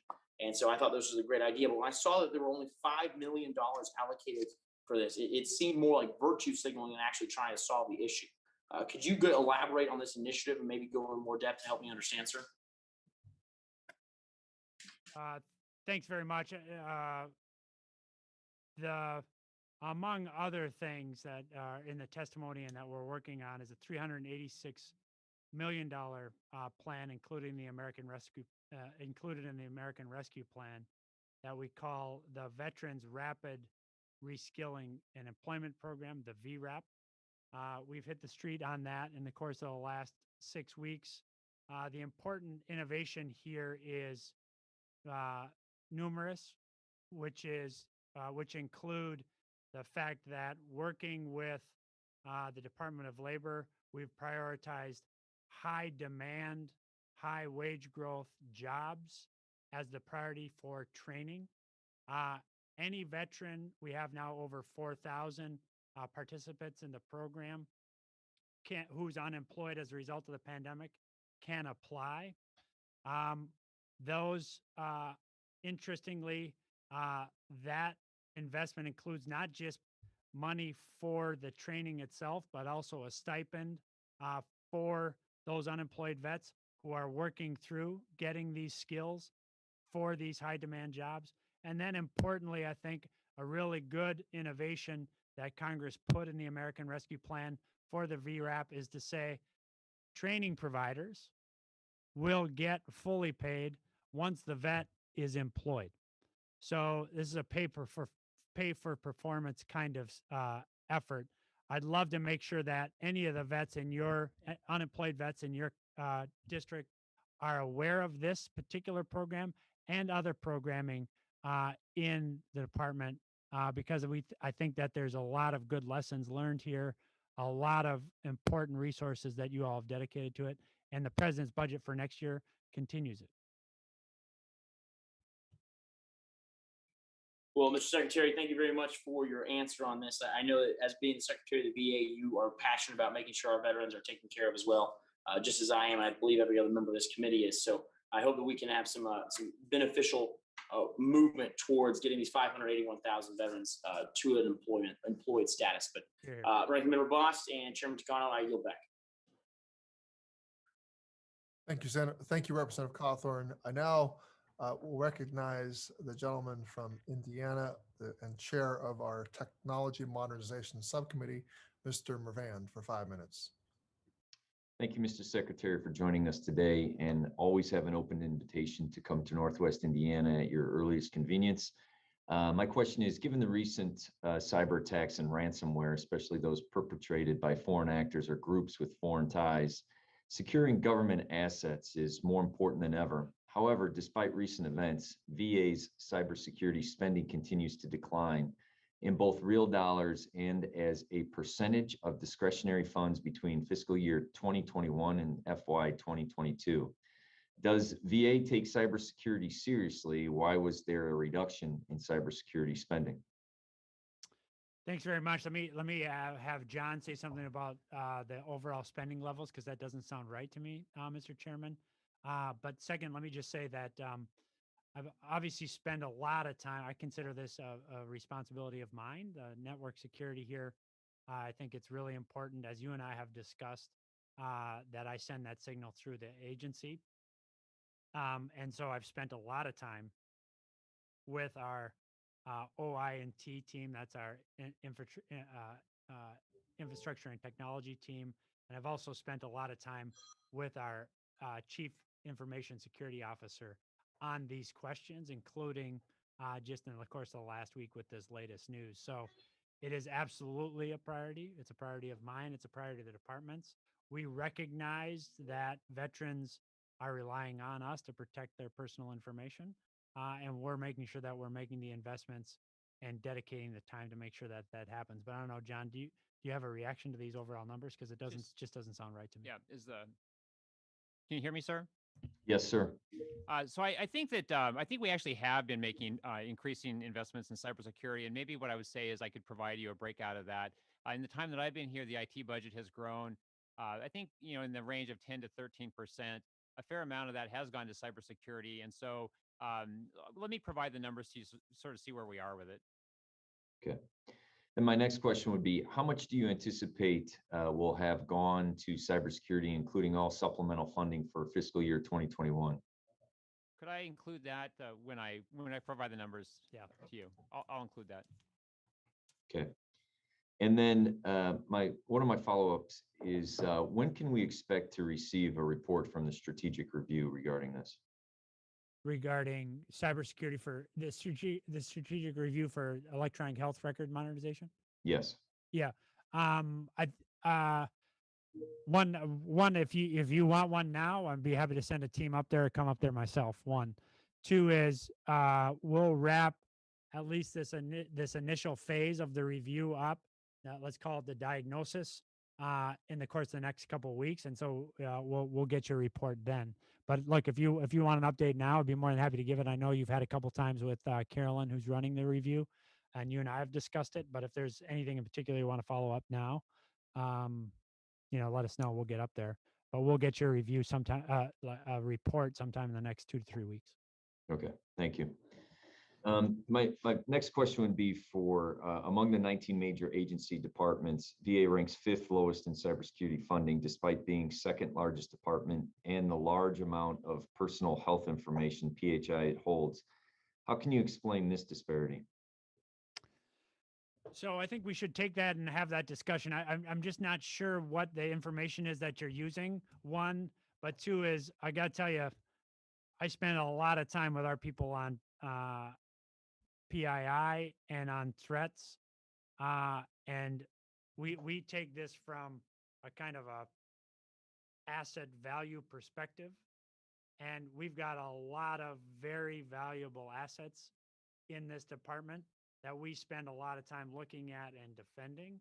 I don't have I'm not sure that we're operating off the same numbers. So let's have that conversation. But I'll tell you what my philosophy is we have to know what our high value targets are. We have to build defense around those high value targets, and we have to be iterating to make sure that our defense is keeping up with the threat. And so we're spending a lot of time on that. I'd love to have that conversation with you. I'm not certain that we're operating from the same data in terms of the metrics on investment, but I'd love to have that conversation. And Mr. Secretary, I'd welcome that conversation also in the near future. And with that, Chairman, I yield back my time. Good. Thank you, Representative Mervan. I now recognize Dr. Nels for 5 minutes. Well, thank you, Secretary McDonough and Chairman Takano and Ranking Member Boss. Thank you, each and every one of you and everyone else on this committee for what we do for our veterans. We've had a lot of conversation, and I know you're getting hit with a lot of questions, but what we do know is there's a significant increase in the budget. We know that's requiring more personnel. I just feel that, we grow government. We seem to grow government, and government's response to everything is just throw money at it, and it will improve the position. It has to be about efficiency too. So making sure that the money that is being spent we're going to support this, that we have to see a more efficient VA as well. I see that the National Cemetery Association, it's a $394 million, 42 million more than last year, a 12% increase. And I believe that's for O&M. We got money left over from the CARES Act funds, but what are we going to make sure to make sure that our veterans are interred in a timely manner? I think last time I was on a Zoom with you, my good friend, you know, I had a friend that was, he couldn't get into the National Cemetery here in Houston because of a backlog and delay. But do you have any response to that? Sure. A couple things. One is on the budget request increase this year for NCA. It really is to the long pole in that tent is to expand our cemetery footprint across the country. This is a multi-year strategy started in the last administration. I'm eager to and proud to support that. It's the biggest expansion in our cemetery capability and infrastructure in a couple of generations. And so we're seeing that manifest in a lot of different places. I'm really proud of it. So that's what that increase, the 12% increase really goes to fund. That's point one. Point two is on the backlog. We did, yeah, I was horrified to hear the story about your friend in Houston. I'd asked our team to follow up with you and your staff. My one bit of request from everybody on the committee is, as you hear from people in your districts who are having trouble because of backlog, please ask them to contact us directly. What we're finding is people are contacting NPRC, which is not us. They have a significant backlog in request, almost 500,000, although that probably includes a lot of double counting. We're helping them with that. We're bringing that down substantially with our people because they need it, and it's also in our interest. It's in our vets' interest. But if you contact us directly, we will make sure that we get those requests filled, as I said in my opening comments, in not more than 3 days. And so we'll be in a position to help much more aggressively if they contact us directly rather than if they go, you know, to the NPRC. So any questions on documentation for benefits, documentation for burial, please contact us directly. And I think we'll be in a position to resolve this pretty quickly. Thank you, sir. I know earlier Representative Banks asked about the Veterans Crisis Line, and Yes. you know, I'm passionate about it, as we all are. We see way too many suicides today of our veterans, and I know that we've asked for like a $600 million investment into suicide prevention in this budget. And what impact do you feel that will have on the veteran suicide rate? I know that Representative Banks put some information out there that he requested, you know, information back from the VA to make sure that if we're going to increase spending, that we see a good return, I guess I should say, on that investment. How do you feel that's going to work with this increase, this 600 million? Yeah, thanks. So I share your passion for this. Absolutely. One veteran suicide is too many. Our belief here is that suicide is preventable. It requires a whole health focus, and that all of us have to do our part. That's basically our strategy. That's not a strategy I came up with. This is from the last administration in 2018. I think it's very sound. And our latest data suggests that data adjusted, suicide rates fell among veterans with recent VA healthcare in our most recent set of data. So that suggests that the strategy that we're implementing is a sound one, in as much as this increase in funding is based on that strategy, which is based on experience, nonpartisan. I believe that this increase in funding will continue the reduction that we're seeing. The big challenge for us is to make sure that we're also reaching veterans not in our care. You've given us new authorities to do that. We'll make sure that we do that, and we'll do that effectively, and make sure we're reporting with you to you on that. Without a doubt. And I want to thank you for your answer. And I support that investment to make sure that we go out there and try to help every single veteran that is suffering today. My last question is really geared more towards the personnel. And I know that we're hiring a significant, or you're asking for a significant increase in full-time personnel in the VHA, what, 28,000 and change or so for 2022. But, you know, last year, I believe the VA added 14,000 full-time equivalent employees. And my question is how many of those positions have been filled? Yeah, that's a good question. So I think as with a couple of questions that the chairman asked, I think I owe you guys a more robust look at this, and I will fulfill that. In terms of vacancies, I would just say a couple of things real quick. One is our turnover rate, especially in VHA, at between like up to 9%, is well below industry average, which is to say that we keep our people longer and better, even though oftentimes our salaries aren't as competitive as they might be in the private industry. That's because our mission is unbelievable. That's because you all are constantly investing in our people, allowing us to do innovative research, develop innovative partnerships. All of that helps, but we also owe you all, and I think, frankly, after a discussion I had recently with the IG, I think we owe ourselves more kind of a sharper pencil on vacancies, filling positions, and so forth. I've spent a lot of time with our team in the last week on this, and so I owe you that, and I'll come to you with it as I promised the chairman I would as well. No worries. Thank you. I know my time is up, but I will say that I know that many of those positions are going to be professional doctors, nurses, and stuff. But boy, oh boy, it'd sure be nice to see a lot of our veterans receive some of those positions, because I think you put a veteran in the VA, he's going to have that passion and that love to help his brother and sister. So anyway, God bless. Thank you all. Thank you so much. Thank you, Mr. Nelson. Thank you, Representative Nels. I apologize. I misattributed the title of doctor to you, but I note that you were a former sheriff. So we thank you also for your military service.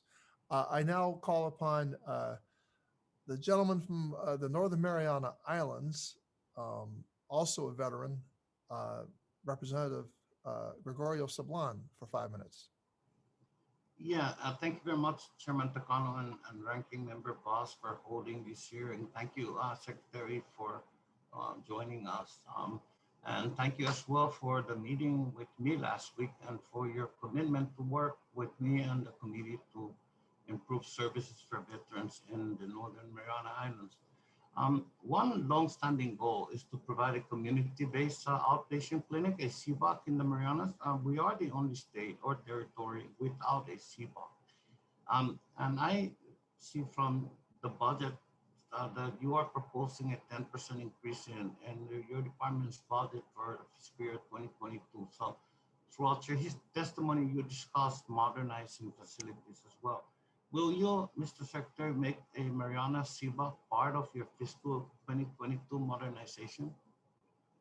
Mr. Sablan, I'm really glad to see you twice in a week, and I want you to know I did volunteer for with VHA if they need anybody when we're doing vaccination efforts out in the islands. I said I could help. I used you as a recommendation, so I don't know if that helps or hurts. I can't make a specific commitment on this, but I can, as I did on the phone, underscore to you that this is a priority, particularly in the region, and particularly given our focus on our vets in the region. So I've seen our efforts on vaccination to be a test of our capability.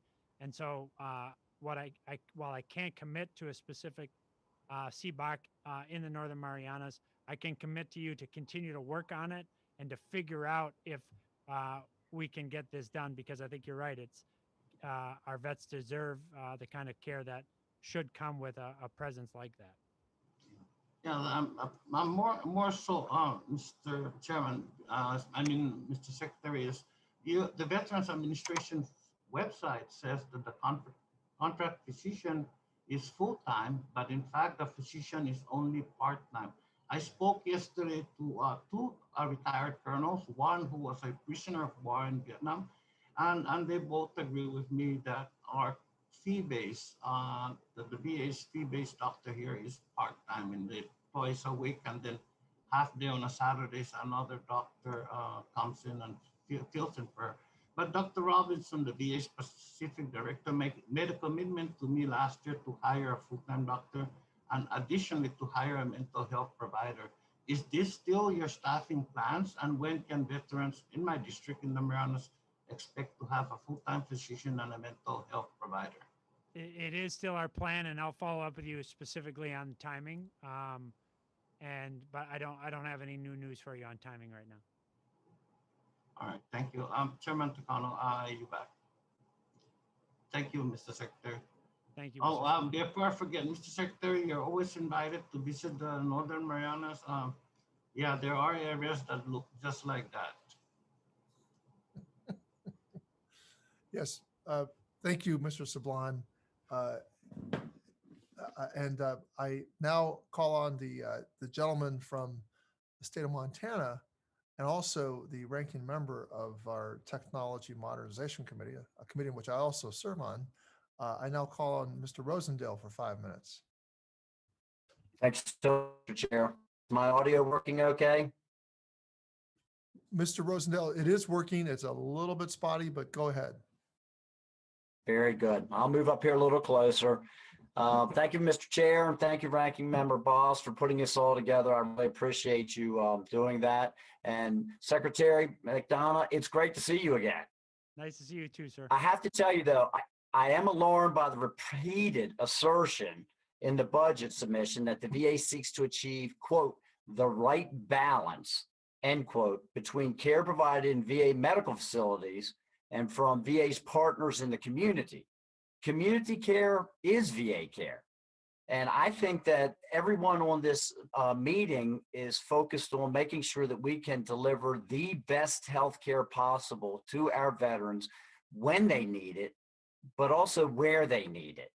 Community care supplements the care provided in VA medical facilities. It does not replace or compete with it. More importantly, the Mission Act establishes specific eligibility criteria that, if met, allows veterans to choose whether to seek care in the community. In other words, determining the right balance for the veterans, it's for them to decide and not for the VA to try and direct them to it. Do you intend to use any funds provided to VA to alter the community care access standards in any way? Mr. Rosendale, it was really good to see you, and I appreciate the question. I guess, so a couple things. One is the statute, the Mission Act, requires us to have best outcomes for the vets determine that question in addition to their eligibility by distance or time. Two is that we are seeing a big demand for care in the community. As I said, record month in March, not quite record, but still substantial investment in the community in April and May.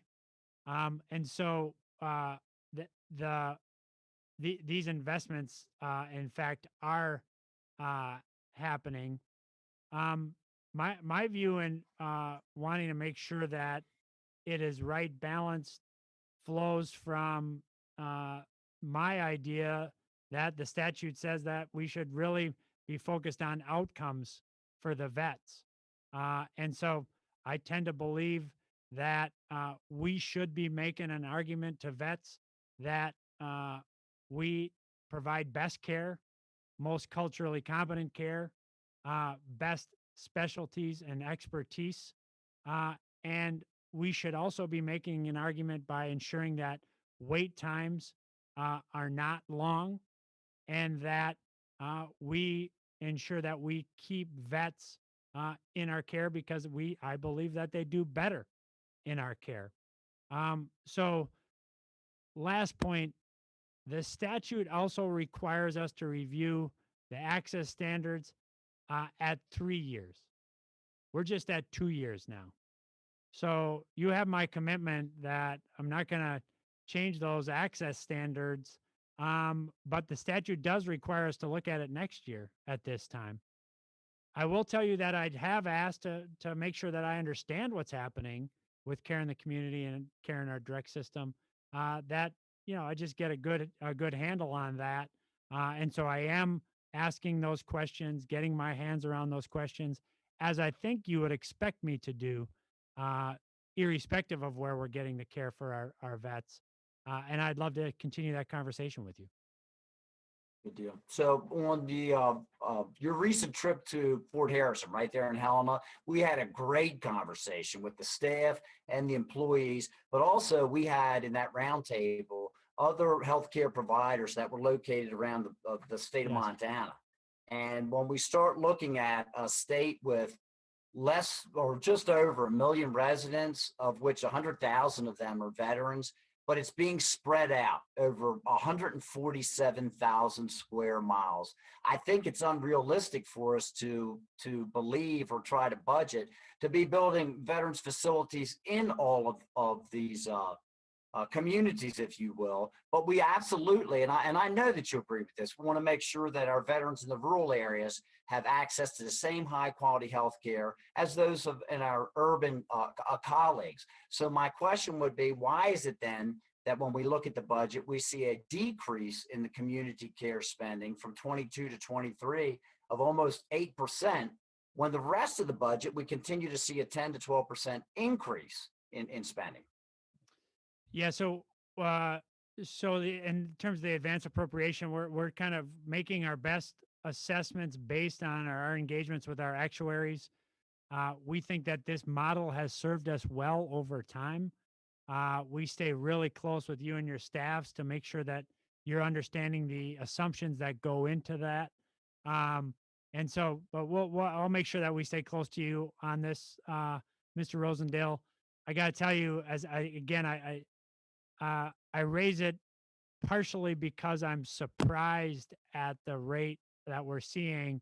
Although I was warned, I warned you, we warned each other that we're going to see a surge in care as we come out of the pandemic, God willing. We are seeing a surge of demand for care in the community. We're seeing a surge of demand for care in the direct care system. And so we'll make sure that we're staying close on that. But again, at the end of the day, we're not trying to signal a direction that we're trying to push vets in advanced appropriation. We're trying to show you what our actuary is warning us to anticipate. And that's why we wanted to put that in the advanced appropriation. But John, do you want to add anything to this, or have I screwed this up? You may have noticed that we have what we call the second bite, and so we'll make an adjustment to community care going into 23 with that second bite. You may have noticed this year, sir, that the second bite, the 3.3 billion, was exclusively to community care. So we have an opportunity to adjust that. To the Secretary's point, it's our best estimate, but we'll definitely be adjusting it. Okay, but you can see where someone from the outside look at that would feel like that we are trying to direct. Okay, Mr. Chair, I see the time is over. Yep. Thank you. I just say, I'm sorry, Chairman, I hate to, what I just say is my commitment to you guys is on anything. We're not going to try to sneak one through customs on you here. If we're doing something, I'm going to tell you. And if you see us doing something that you think we're doing, just ask me and I'll tell you. And so, Mr. Rosendale, it doesn't mean we're not going to disagree, but you're not going to have to kind of ferret out what we're up to. I've got a kind of no surprises rule here. I've committed to the chairman and the ranking member on that. I commit to you on that as well. Thank you, Mr. Secretary, and thank you, Mr. Rosendale. And I want you to know that I'm very concerned and committed to the issue of access to care in rural areas. And we can talk about that more offline. I now call upon the gentlewoman from the state of Illinois, Ms. Underwood, for 5 minutes. Thank you, Mr. Chairman. I'm encouraged to see critical investments throughout VA's budget to meet the health and economic needs of our veterans, needs that have grown considerably over the past year and will persist long after the COVID-19 pandemic has ended. Research from the Commonwealth Fund predicts that mental health fallout from the pandemic will likely last for years. and potentially even generations. And that's why the $1.5 billion increase for veterans mental health services in VA's budget is so important. This funding also includes a 92% increase in funding for suicide prevention programs, another critical priority given that demand for the Veterans Crisis Line increased by 59% over the past year. Mr. Secretary, looking at the requested $1.5 billion increase in mental health funding broadly and the $287 million increase for suicide prevention specifically, can you provide more details on the specific programs or initiatives where this funding will be focused? Yeah, thanks very much. I agree with everything that you said. I do think that we have seen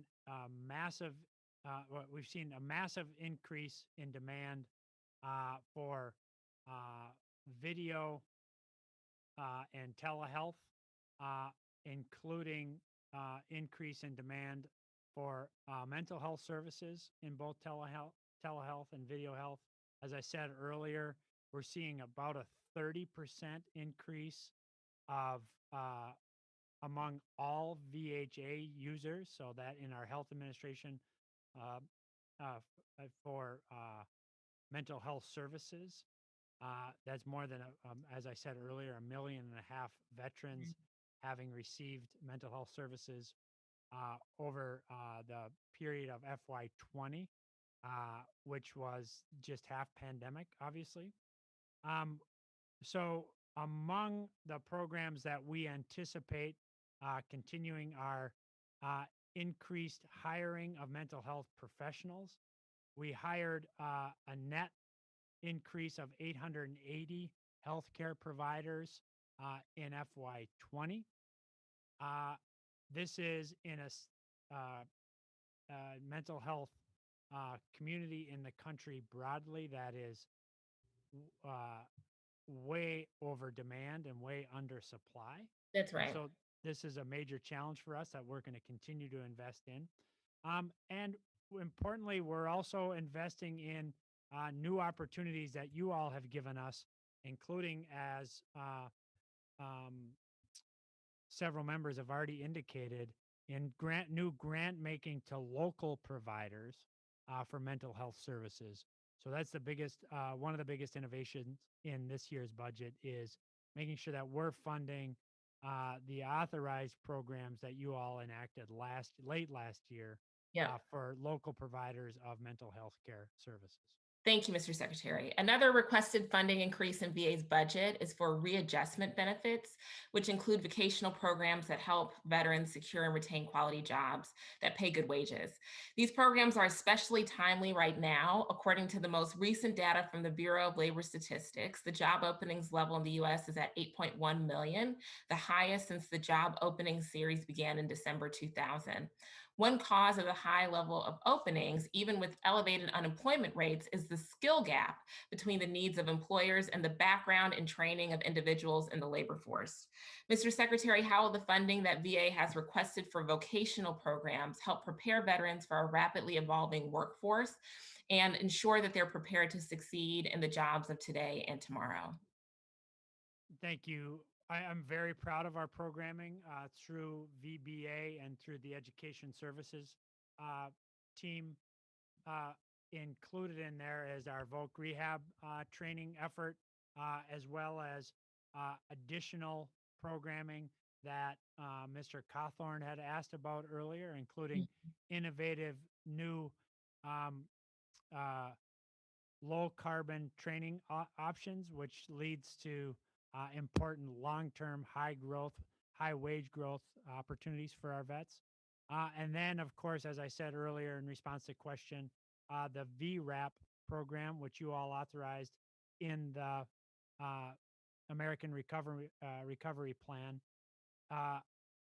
dedicates nearly $400 million for high demand jobs as identified by the Department of Labor, including incentivizing new providers to enter there by saying you'll get full payment for your participation in the program once a vet is employed.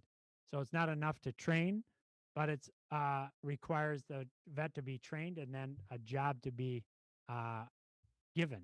And so this kind of, and by the way, we're seeing continued subscription by trainers in the programming, including in vocational programming, Yeah. because of the opportunity that this provides. They're not pushed away by the higher accountability standards that come with the program that you all enact. Great. Well, Mr. Secretary, we are certainly looking forward to developing further opportunities to create good jobs through the American Jobs Plan and the infrastructure and recovery legislation that is coming in the the next several months as we build back better. Thank you so much, Mr. Chairman. I yield back. Thank you, Ms. Underwood. I now recognize the gentlewoman from Iowa, Dr. Miller Meeks, for 5 minutes. Thank you, Chair Takano, Ranking Member Bost, and Secretary McDonough for being here. It's greatly appreciated. The department's budget, as we heard earlier, request includes continued investment in the successful implementation of the Mission Act. However, there are a number of issues that the VA still needs to address. For example, in my home state of Iowa, a community partner, Siouxland PACE, has gone months without any response from the VA to inquiries surrounding unpaid claims for 15 months of service to 4 veterans. As you increase the volume of veterans care agreements with community providers of care, as more veterans seek care in the community, what are the department's plans for ensuring timely payment of claims for community-based services rendered to veterans? Thank you. Thank you very much. Is it called Siouxland? Siouxland PACE, P-A-C-E. Okay, so I'll follow up on that specifically, and we'll be back in touch with you on that. Okay. Obviously, we feel like we're making progress on claims payment. Since Mission Act implementation through May 2021, we've processed 5.8 million claims, dispersed $20 billion in payments. Current outstanding claims, this may be Siouxland, current outstanding claims, both current and aged, total now 49,000 for about $234 million. This is down, by the way, from a peak in February of last year of 3.5 million delayed payments. And so we're almost there, but we're not there yet on catching up with the backlog. Importantly, auto adjudication rates have doubled over the past quarter. And we are providing decisions within 2 days for 47 to 51% of claims, all inbound claims. And we're paying our third-party administrators are paying clean claims within 30 days of receipt, which gets us in the kind of window of being competitive with Medicare.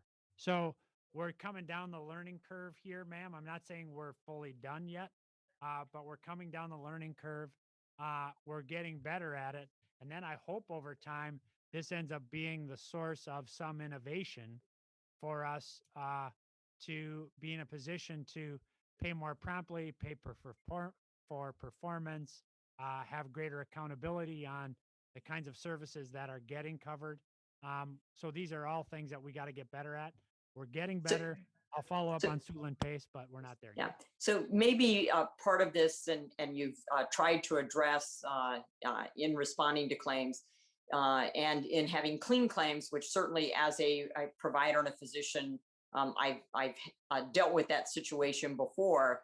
But are you making efforts to reduce the administrative burden on community providers by the forms that you have them fill out, by the requisitions, and so that they know exactly what is required of them in order to submit a clean claim?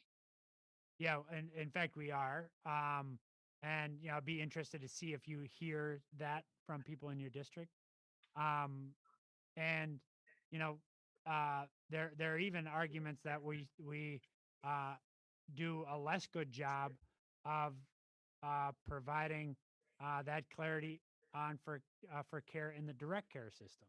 And so I'd like to see us reducing paperwork and increasing efficiency in community care and in direct care so that we can get to providing the vets the care that they need. Well, I thank you for that, and certainly to have better responsiveness, as you indicated, would be helpful. Representative Nels had asked you about the 14,000 full-time equivalents that you had added last year, and whether or not they were had been fully hired. And you're proposing to hire 28,400 more people in 2022, paid for by American Rescue Plan funds, and then move them to the regular budget in 2023. And you mentioned that this is necessary because of the surge following the pandemic. So one would expect if there's a surge that it would be temporary following the pandemic once those individuals have received care. So my concern is that in hiring this additional almost 40,000 employees, that then what happens once this surge is passed, and are these people that would be temporary, and then you're unable to end their employment once they're in the VA system. So could you address that quickly? And I apologize, I'm out of time. Thank you, Chair, for indulging me. Yeah, thanks for the question. I mean, so some of what you see in the budget request is churn. Our churn is less than the private system that you're much more familiar with than I am, but at about 9% turnover, we're well below industry standard, even half of industry standard. Which I'm very proud of, and I think we as an agency should be proud of. And that's because getting to work with vets is a great opportunity. And then some of it is because we have vacancies that we've needed to fill, including in mental health. And so this is a major challenge for us as a country, because it's true, and I know it's true in my home state, which is just north of yours, where demand for mental health care far outstrips supply. And so we're going to continue to chase that supply. And then we'll make some decisions, and we'll be very candid with you as we're making these assessments over the life of this year about what the experience is telling us. I will say this, I came in here being a skeptic about the actuarial system that we've been using for care in VA. Now, John calls me to Friday night meetings on a very regular basis, and what I'm finding is that this model is held up pretty well over time. Your staff work a lot with us on it. We welcome your personal involvement on it. We'll show you the homework on it and why we're getting to where we're getting. But we don't want to hire any more than we need, but we do want to hire everything we do need. And that's what this budget will allow us to do. Thank you. Thank you, Mr. Chair. I yield my time. Thank you, Dr. Miller-Meeks. I now recognize the gentleman from Texas, Mr. Allred, for 5 minutes. Well, thank you, Mr. Chairman and Secretary McDonough. It's great to see you. Thank you for your lifetime of service to the country. And I agree with you. I think there's a lot of good news that we have to talk about. I'm particularly want to point to the VA success in vaccinating veterans, family members, caregivers, and employees against COVID-19. Here in my district, as you may know, last year we opened a new VA facility, the Garland VA Medical Center, which was a donated hospital that I worked for about a year on. And I was there back in March as they hosted a COVID vaccination clinic, and they were able to vaccinate 500 veterans that day. That was their first day. And I know they've done many more since then. And that's just great progress. I think it's about the leadership we have here locally, and also a testament to the VA, how quickly they got that up and running. And I want to invite you to visit the Garland VA anytime, quite soon, if you can. As you know, Texas has the second most veterans in the country. We have the most women veterans in the country, and we will very soon be number one, actually, in veterans. And a lot of them are here in my area. I wanted to talk about the office, the new office you created, the Office of Resolution of Management, Diversity and Inclusion, which I guess was formerly separate offices, and the increase in funding that you have in this budget for that. Here in Texas, we have an incredibly diverse set of veterans. We also have a diverse set of folks who work in the VA, and it's not just by race, as I said, it's also by gender and LGBTQ status as well. And if you could just sort of, discuss a little more what your plans are for that office, and how we can support you in those efforts, because I'm very interested in it, and I think it's a good idea. Yeah, well, thanks so much, and it's really good to see you. And I am excited about the opportunities that we have both in your district and in Texas and then across the country in terms of the fact that we are seeing greater reliance on VA services from our vets than we have in some time. And I think that's a good, very good signal. Some of that has to do with Mission Act. Some of that has to do with our getting better at meeting time requirements. And a lot of it has to do with the excellence of the people that we have in this agency. I mentioned one, Doreen Summers, in my opening remarks. There's thousands and thousands of people like her, and it's a great opportunity to work here. I will say that you guys have already helped us a lot on this question of diversity, because one of the reasons we wanted to consolidate the work of two offices into one and to seek the increase of $13 million, almost $13 million, 12.9, is because of the new authorities and requirements you gave us in the Sampson Act last year, which really focused attention on the fact that the fastest growing contingent of veterans in our care are women veterans. And we have to get better at not only providing them the services and access to technology that they're right to expect, but that they can operate in a context, in a milieu, in an environment that does not see them suffering harassment or hassled or even worse. And so you've already given us those authorities. You've given us a lot of important investments in the Office of Women Health Programming over the course of the last several years. This budget allows us to continue those investments in technology, gender-specific care, and in women's health professionals.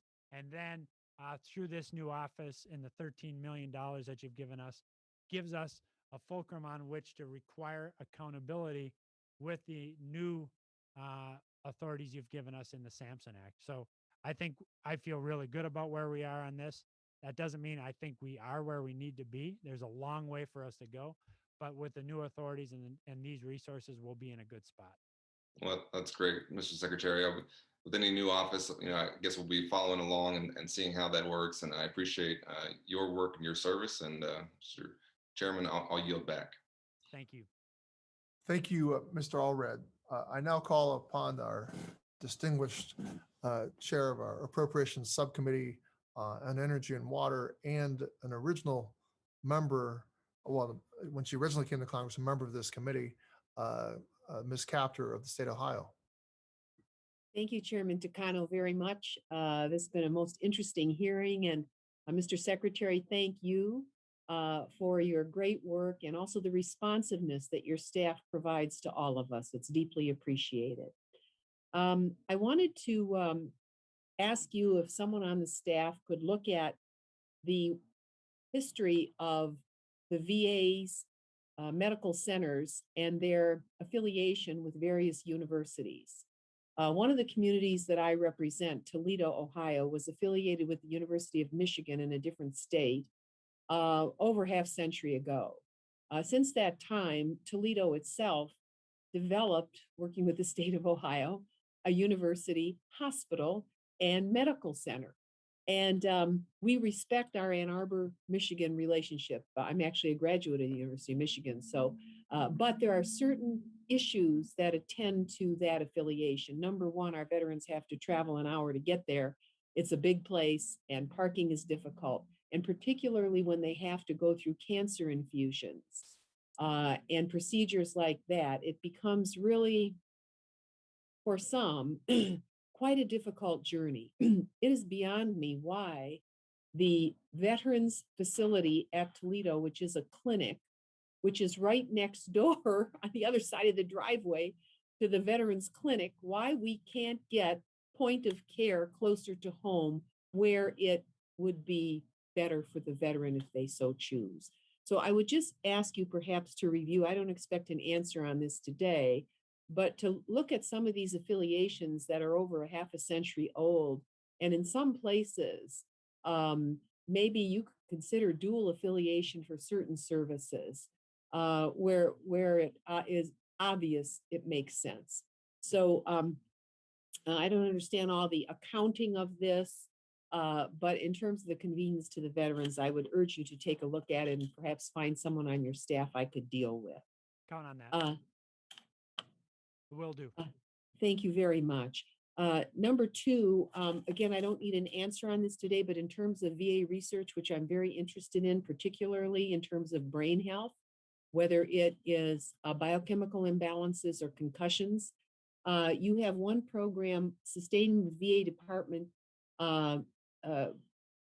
along with the Department of Energy. There's a collaboration there, and there's an increase in funding. I'm very interested in what that is because at our Argonne labs, we've just discovered a certain protein that exists in a certain part of the brain that is very important to brain function. And we have supercomputing capacity there. And I'm very interested in your research agenda as the VA and how you affiliate with other parts of the government that might be able to help, particularly in a complex area like brain injury and condition, which cannot be seen with the eye oftentimes. So I'm really interested in also what percentage of your research relates to the brain, knowing that we have so many conditions at the VA that onset from military service.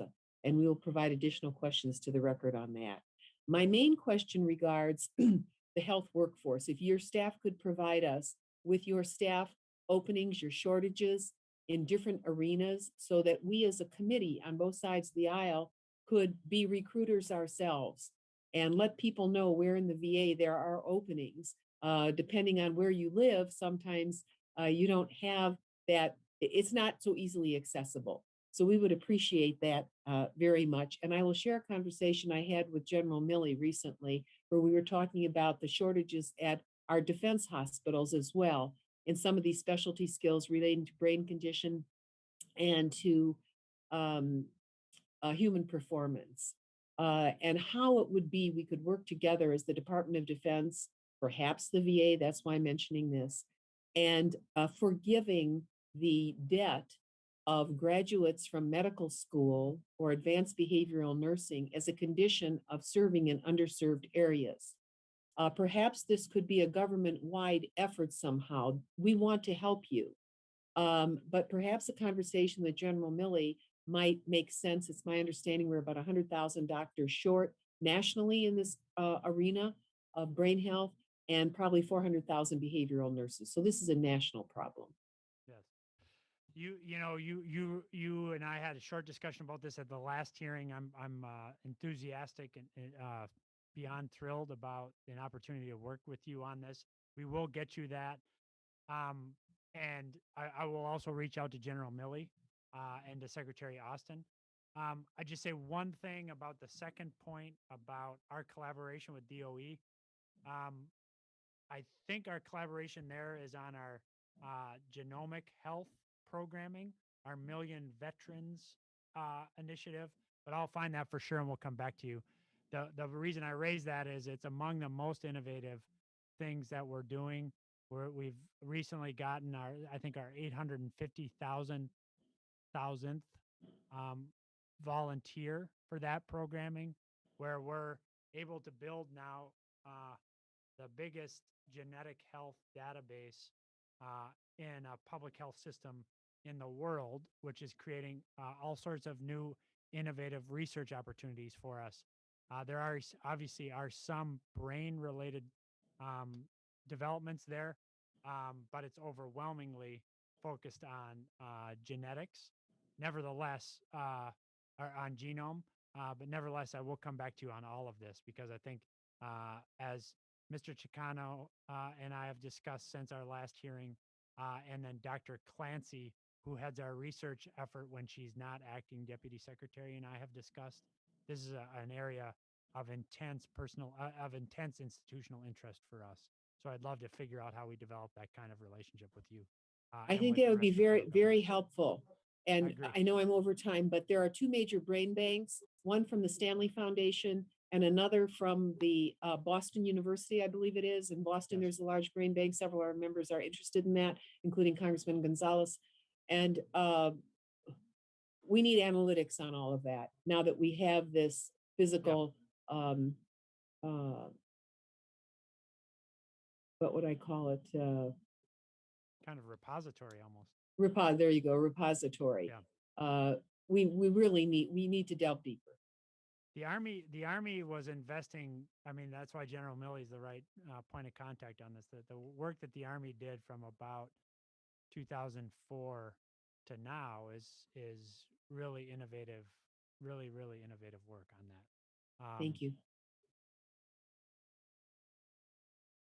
Thank you, Chairwoman Capter, and I appreciate your bringing up the academic affiliations and the need to review how all those work and updating perhaps new affiliations, and to make sure I'm interested in the equitable distribution of the research dollars throughout the country. And I know that the next person I'm going to be calling on, the next representative, has done some extensive thinking about this issue about academic affiliations and not threatening the institutions that already have the affiliations, but making room for more affiliations.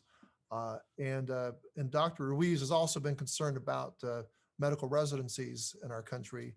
And I know that Ms. Capter, you have been really interested and committed to this issue of our physician and provider shortage and advanced practice nurses. So with that, and I've revealed my concern by taking this moment to take an editorial moment. But Dr. Ruiz, I call on you for 5 minutes, and I'm very curious to know what you're going to be asking the secretary. Thank you, Chairman Takano, and thank you, Representative Capter, for pursuing more behavioral nurses and addressing the provider shortages we have in our country. Not only do we have an absolute shortage, but we have a distribution equity crisis at our hands as well. So not only do we need to train more providers, but we need to send them where they're needed the most, given the disparities in health and lack of good health outcomes in certain areas, large areas in our country. Mr. Secretary, it's good to see you again. Good to see you.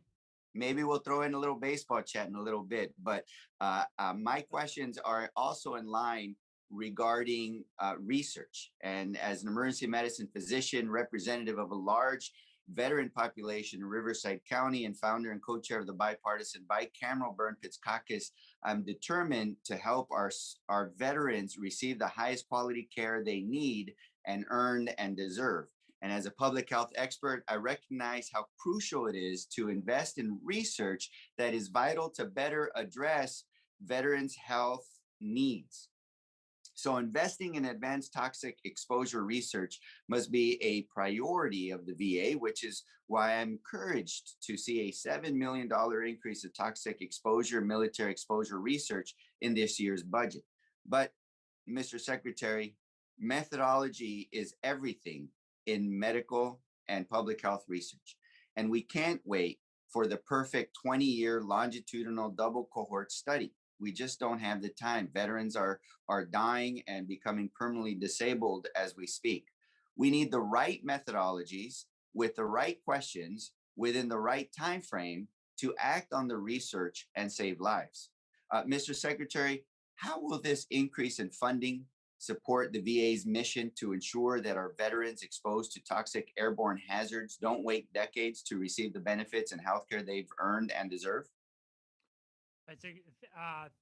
Thanks, Mr. Ruiz. It's great to see you. And I'm really proud of the increase in research funding that we're asking for. I'm very proud of the research that VA does. It's hard to open a newspaper right now and not encounter a story about VA research on long COVID, for example, because of the way we aggregate data, because we're the way that we function as a system. We provide really critically important research capacity that strengthens the entire system, but in the meantime, really strengthens outcomes for our vets. On toxic exposure expressly, as you and I have discussed, I agree that it's a mistake to wait for one line of effort to give us all the scientific answers on such a critical set of questions. That's why we, working with the White House, have instituted an interagency process, drawing on expertise not only here, not only at DOD, but also in HHS, in Department of Labor. So getting access to OSHA, getting access to the institutes, the National Cancer Institute, the Institutes of Health, drawing on all of this information to help inform decisions on a timely basis, given that we have veterans who are suffering and Yes. now. And so I'm Thank you, on the Mr. same page as you, and that's what we're going to do. Thank you, Mr. Secretary. And last month, the VA announced 3 new presumptive conditions: bladder cancer, hypothyroidism, and Parkinsonism associated with exposure to Agent Orange. Additionally, the VA is looking at whether to authorize presumptions of service-associated asthma, rhinitis, and sinusitis due to their exposure to toxic burn pits in Southwest Asia, Afghanistan, and Uzbekistan. And so I just want to publicly applaud your efforts to expand access to veterans as a result of toxic exposures. And I look forward to working with you to further increase that access and presumptions to even more veterans in the coming months. So what research will you prioritize with the additional funding, and how will this pave the road for the VA to add more presumptions sooner rather than later? Well, since you're a doctor and I'm not, I think what I'll do is what I'd rather do is have our research team come sit with you and talk you through how we're thinking about this. And I think it would make sense for us to arrange for you to sit with, the people at the Domestic Policy Council in the White House who are leading this integrative all of government approach, so that you can see that there too. And so how about I take that one and I'll get the right people up there to talk with you about it. Well, I appreciate your leadership efforts and dedication, ensuring we take care of our nation's heroes. Veterans in this country need advocates, not obstacles, when seeking the care they deserve. And I appreciate you for being an advocate for them. And I also appreciate our common goal of beating the Yankees whenever possible. So, yes. The Twins are starting with them tonight, so we're going to need all the help we can get. All right, my friend. Good luck. Thank you. Yield back. I see that although, Mr. Secretary, you have origins in Boston, I suppose you're not at root a Red Sox fan. But Dr. Ruiz, I thank you for your expertise. I thank you for your advocacy. I'm very proud of the bipartisan interest in the toxic exposure bill, and Ranking Member Boss and I have had, I think, some very frank and sincere conversations. And I thank him for where he's coming from on the bill. And I'm hopeful that we're going to get to a bipartisan agreement, Mr. Secretary. And we're going to have some historic legislation that will make its way through the Congress. I now call upon the distinguished representative from the state of Michigan, former intelligence officer with the CIA, Representative Slotkin, for 5 minutes. Thanks, Chairman Takano, and welcome back, Secretary McDonough. Always happy to have you here. I have to say, I was thrilled to see the increase in your budget request for suicide prevention. The last time you were here, we talked about how, we all know it's just an epidemic among veterans, but in some states, like the state of Michigan, our veteran suicide rate is way higher than even the national veteran average. So just your 92% increase in requested money is really much appreciated, as is your willingness to work with us on toxic exposure. My question is really related to the Air Commission. To review the bidding, we had a hearing a few weeks ago on the Air Commission, which, as I understand it, is basically BRAC for the VA, right? It's a proposed cutting back of VA resources around the country. And my problem that I have is the assessment for what we should keep together, what should we expand, what should we cut back, is based on an era that's before COVID, that's before the real sort of entry of telemedicine, right? And the way that we've really learned to use that. And then, of course, since I joined Dr. Ruiz and a bunch of others on toxic exposure, it's doesn't take into light what we might be able to do here on giving more access to care for people who have been exposed to burn pits and other things. So help me understand why I shouldn't be deeply skeptical of the Air Commission and what the results are going to be.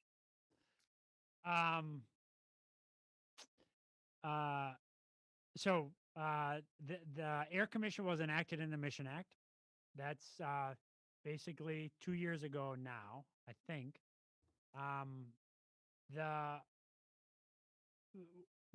It's the Asset and Infrastructure Review Commission. It is loosely modeled on the BRAC process. So I inherited this, so let me tell you how I'm thinking about it. And I'm not trying to get you to be unskeptical or skeptical or otherwise. My commitment is to handle this 100% transparently, because I think that's the best way to make public policy decisions, especially as it relates to questions like this, infrastructure and access. So 2 weeks ago, we published the final criteria by which we will make any decisions about our infrastructure. That was a product that was arrived at through public comment. We finalized that and published that. We'll be happy to send that to you. In that document, you should see several of the things that you just highlighted. Concerns about access to care, concerns about what the impact of the pandemic has been, concerns about what technology means for the future of access for healthcare for our vets, and then the role of the VA in training new healthcare providers, the role of VA in medical research, and then lastly, the role of VA through fourth mission in providing service to the rest of the country. That should be the basis on which we make decisions. That's public. The next thing we have to do is submit our commissioners. We're in the process of doing that. We're waiting for a couple people on the Hill to get their people too. Then we'll put those people out there. Then we'll be in a process of developing both the market assessments on which we make the decisions and the recommendations that we think are needed to fulfill our requirements of service to our vets. I would urge my commitment to all of the members of Congress, including you, Ms. Slotkin, is to take a look at all this information as we're developing it, ask us hard questions. We'll answer those questions publicly, transparently, and in the public. And then we'll resolve this over the course of the life of this commission, not because we sneak it through customs and surprise everybody, but because we've all come to some kind of consensus on this. Importantly, the market assessments have been ongoing based on data that does precede the pandemic. And in fact, by the time these decisions are implemented, will be, in some cases, 6 or 8 years old. For that reason, I'm looking at whether I can't ask for additional information to inform those market assessments. That will be governed by whether I can do that pursuant to the statute that Congress enacted. But there's no limitation on you asking for this information, getting smart about this information, prosecuting this information, and pushing us on it. And I talked to the chairman about this too, and Mr. Bost. And if you guys are going to have hearings about it, that would continue to have hearings about it. That would seem to make sense to me. But this is something that I take very seriously. My obligations are not only to do this well, but to do this transparently. And I'll do that with you all very much in mind. Thank you, Mr. Secretary. I see my time is up. I yield back, Mr. Chairman. Thank you, Representative Slotkin. I now will call upon the gentleman from Arizona and someone who's demonstrated that being a Harvard graduate and a Marine are two sides of the same coin. I was going to say not an oxymoron, but I want to be insulting to Harvard. So I now call upon Representative Gallego for 5 minutes. Thank you, Mr. Chairman. Mr. Secretary, thank you for being here. Senator Kelly and I recently sent you a letter asking the VA to prioritize strengthening suicide prevention programs at the VA. After a recent OIG report on lapses in mental health care at the Phoenix VA in 2019. I was glad to see your budget request significantly increase that funding for suicide prevention at the VA. Can you expand on how this increased funding will be allocated? Sure. And thank you for the letter. I thought it was a very helpful and timely letter. So we are implementing, based on the National Suicide Prevention Strategy of 2018, a series of programs to include what we call Suicide Prevention 2.0, which has a lot of different manifestations. But a particular manifestation of this is our ability to use innovative data techniques to identify at-risk vets. Okay. And then and through a program called Reach Vet, be in touch with those vets who we are worried about. So the funding here will allow us to increase opportunities to reach out to at-risk vets. But the challenge for us, I was talking to a spouse recently who was worried that we're insufficiently prescriptive in the outreach. We're just checking in. We're not giving counsel or advice on the outreach. So increased funding here will allow us to increase that kind of activity, one. Two, then the big challenge for us is to find vets who are not in our care. We know that data shows that vets in our care do better, though still not well enough on suicide prevention, but do better. We have to now come up with innovative new opportunities to find vets at risk who are not in our care. You all have given us additional resources, including in the Hannon Act, which we will hit the road with next year in local grant making. So this budget allows us to adequately to fully fund the authorized grant making program there. And using some of these innovative techniques, I hope we can get not just the vets currently in our care, but to all vets, so that we can do with vets that what we in mental health and suicide prevention, what we do across the board, which is we show how it's done well. Vets show us how it's done well, and then we can get our hands around an epidemic that's an issue for veterans, yes, but it's an issue for the country. And Right. so I feel a particular obligation to do that and to do that well. And then I think that's probably, I only have time for one question. The OIG found staffing shortages in mental health care likely contribute to errors that occurred in the Phoenix VA's mental health care system. Can you describe the VA's effort, including through the VA's mental health hiring initiative, to reduce physician shortages in mental health care?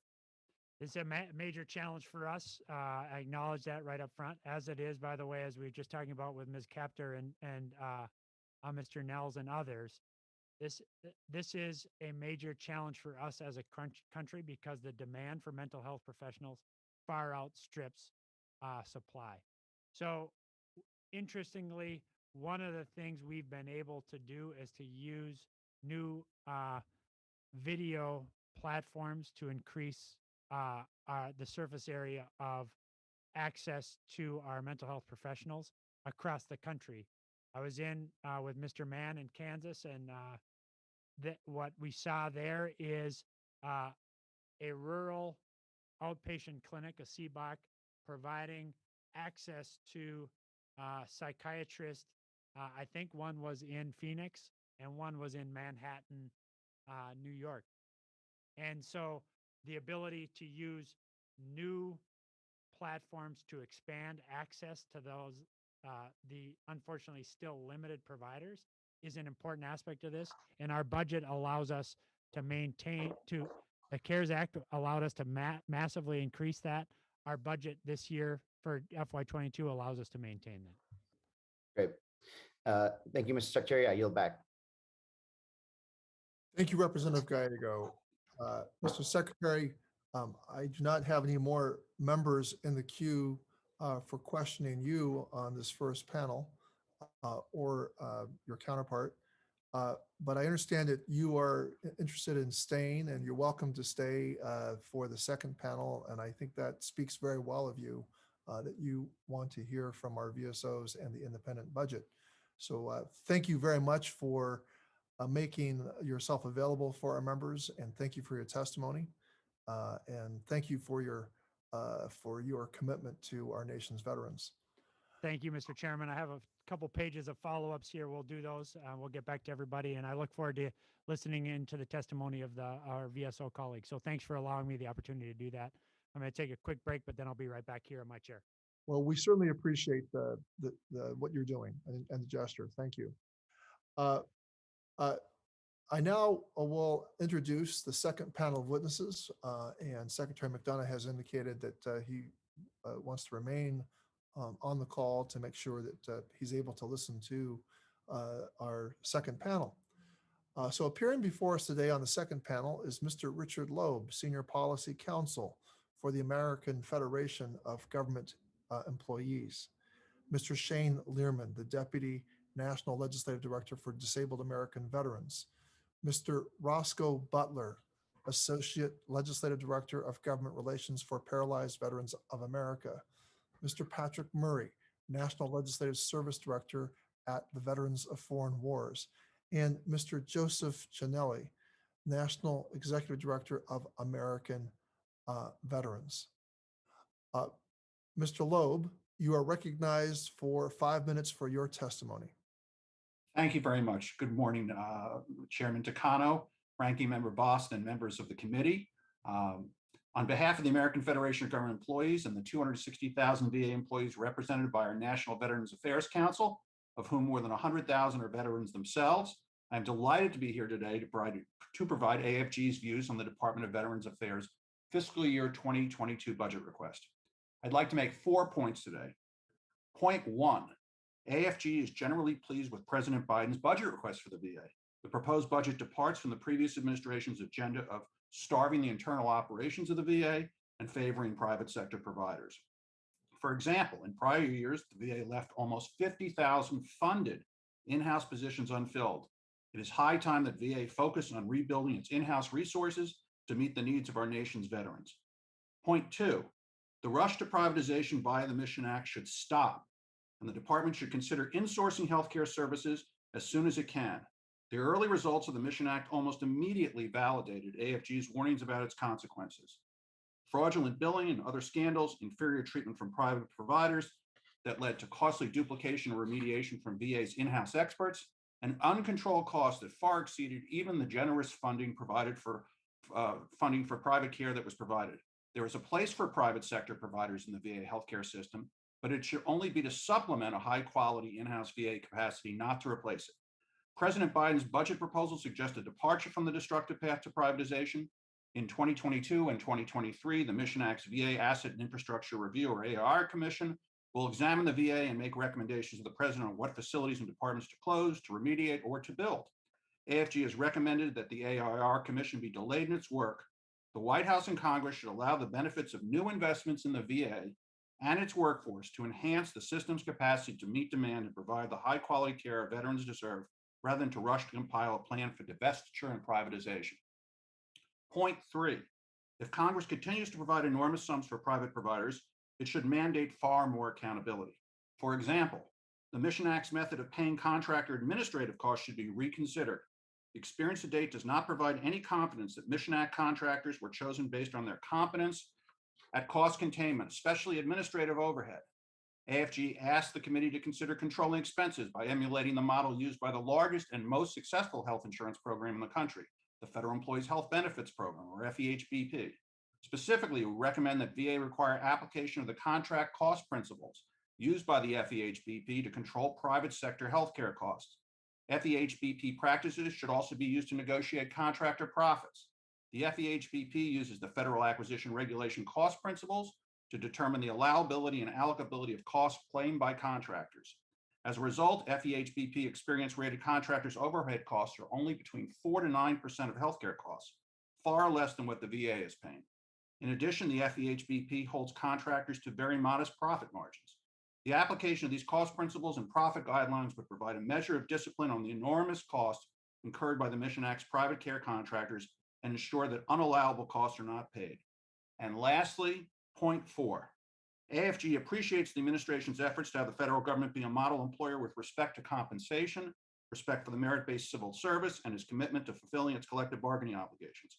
We agree that this new posture will help the VA to recruit and retain a high-quality workforce.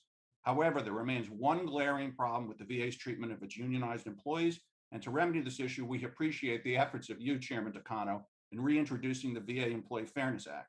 Specifically, the VA must extend full collective bargaining and representational rights to its Title 38 workforce. Medical professionals in the private sector have full collective bargaining rights, equivalent to those of workers in other occupations.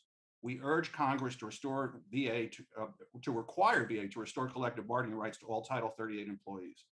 On January 22nd, 2021, President Biden signed an executive order rescinding the Trump-era orders on union activities. Even though President Biden's executive order was issued more than 4 months ago, there are still some VA facility managers who are resisting implementation. The VA has failed so far to restore official time for Title 38 employees, telling us that it has been under review since March. AFG urges the VA to move swiftly to remedy this problem and restore these rights to Title 38 workers. The end to unrelenting privatization, outsourcing, and austerity at the VA, as reflected in the President's FY22 budget proposal, is a win for veterans and healthcare consumers, and all those who benefit from the VA as a national leader in integrated care, best practices in medical and mental health, research, and medical training. Thank you for your time. I'll be pleased to answer any questions you may have.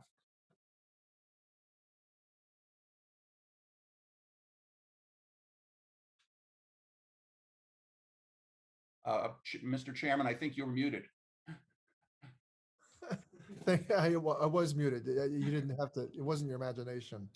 I got to get back to my list here. Thank you, Mr. Loeb. I now recognize Mr. Learman for 5 minutes of your testimony. Thank you. Chairman Takano, Ranking Member Boston, members of the committee. On behalf of the Independent Budget Veteran Service Organizations, or the IBVSOs, a partnership between DAV, PVA, and VFW, we thank you for the opportunity today. For more than 30 years, the IBVSOs have developed and presented recommendations to ensure that VA remains appropriately funded and capable of carrying out all aspects of its mission to serve our nation's ill and injured veterans, their caregivers, surviving spouses, and children, both now and in the future. I will be covering our recommendations concerning the Veterans Benefits Administration, the Board of Veterans Appeals, and the National Cemetery Administration. In reference to the Veterans Benefits Administration, or VBA, the IBVSOs recommend approximately $3.6 billion for VBA operations. The administration's proposed budget is $3.4 billion in new appropriations, in addition to $272 million previously appropriated in the American Rescue Plan to assist in reducing the claims and appeals backlogs. Mr. Chairman, while we are pleased to see the administration's proposed amount for VBA, we are greatly concerned about the current claims backlog. In February 2020, there were 70,000 claims pending over 125 days. And as of May 29th of this year, there are 187,000 pending over 125 days. The administration's proposed budget recommends an additional 429 FTE for VBA, whereas the IBVSOs recommend 1,000 new FTE to address the rising VA claims backlog, prepare for the influx of claims from the recent addition of the 3 new diseases due to Agent Orange presumptives, and to expand the capability of VA call centers. In fiscal year 2020, VBA had over $700 million in shortfalls for funding necessary IT projects, including many that would address the needs of accredited VSOs working in VA regional offices. We are pleased to see that the administration's proposal of $276 million is for VBA IT. Mr. Chairman, for fiscal year 2022, the IBVSOs recommended $216 million for the Board of Veterans Appeals, an increase of approximately $26 million over last year. We are pleased the administration is requesting $228 million for the board, although we are not certain it would provide enough FTE or employees to address the current hearing backlog.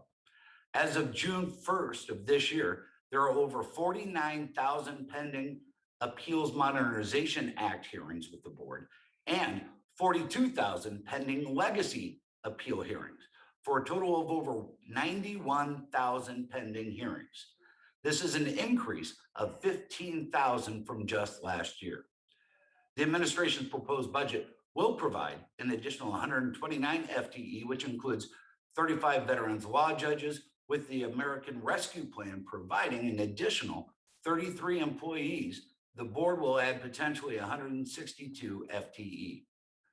Based on the increased hearing backlog compared to just a year ago and the increased rate of hearing requests, we recommend an increase of 200 FTE for the board to address the now 91,000 pending hearings. The board uses several IT platforms such as VBMS, the Veterans Appeals Control and Locator System, or VACOLS, and the new system called CaseFlow. However, VACOLS is the legacy program for tracking and maintaining appeals within the board, and CaseFlow was created to replace VACOLS. However, CaseFlow has many functionalities yet to be implemented, and both systems must currently be used by the board, which greatly reduces their efficiency. The IBVSOs recommend $15 million in IT funding to accelerate and complete the board's CaseFlow system. And we are pleased to see the administration's proposal of $12.5 million for CaseFlow and an additional $3 million for the Board of Veterans Appeals IT. Mr. Chairman, in reference to the National Cemetery Administration, or the NCA, for fiscal year 2022, the IBVSOs recommend approximately $365 million, an increase of $13 million over last year's appropriated levels. The administration's proposed budget is $42 million over the previous fiscal year, and we applaud this significant proposed increase as it will allow maintenance of over 4 million grave sites and add 97 FTE due to increased workload and new cemeteries. Mr. Chairman, this concludes my testimony on the budget for VBA, the board, and the NCA. I look forward to any questions you and the committee may have. Well, thank you for your testimony, Mr. Learman. I now recognize Mr. Butler for 5 minutes for his testimony. Thank you, Chairman Takano, Ranking Member Boss, and members of the committee. I will be providing information on the IB's recommendation for the Veterans Health Administration. For FY 2022, the IB is recommending $81.4 billion for VA medical care. By comparison, the administration requested a total of $78.1 billion in new appropriation, but we understand the department also anticipates receiving $17 billion from the American Rescue Plan. The latter figures are important because, to our knowledge, should the administration full funding request for VA healthcare and the additional $17 billion were to be approved, it would mark the first time the department was fully funded. Our current services estimate reflects the impact of projected uncontrollable inflation on the cost to provide services to veterans currently using the system. This estimate also assumes a 2.2% increase for pay and benefits across the board for all VA employees in the coming year. The IB's estimate of growth in patient workload is based on a projected increase of approximately 80,000 new unique patients. We estimate the cost of the new unique users to be approximately $1.9 billion. We also recommended several additional initiatives to improve the delivery of healthcare to enrolled veterans. Specifically, an additional $1.4 billion would be needed to fill at least 25% of pending vacancies, which would be around 10,750 full-time employees. The IB recommends VA long-term care services and supports program be increased by an additional $335 million to expand capacity to meet the unmet demand of aging veterans. To support VA's caregivers program expansion, we are recommending $73 million to hire approximately 700 full-time employees and $361 million to cover the cost of stipends and other benefits to accelerate phase 2 of the expansion by year October 1, 2021. The IB anticipates there will be significant carryover of prosthetic and sensory funds, so we are not calling on for additional funding at this time. To increase funding for women veterans health care, the IB recommends investing an additional $200 million, of which 120 would go to medical services. The IB supports provisions in the administration's budget proposal that will provide $105 million for the Women's Health Program, $706 million for gender-specific care, and $1.5 million for the Center for Women Veterans. As the members of this committee well know, VA medical community care was significantly impacted by the pandemic, and we anticipate the deferral of care by veterans could lead to an increase in community care in FY 2022. Therefore, the IBVSO recommends $20.7 billion for the coming year, which reflects the growth in current services as impacted by uncontrollable medical inflation and utilization increases. In the area of medical and prosthetic research, the IB recommends $902 million for VA research, which is slightly higher than the administration proposed $882 million.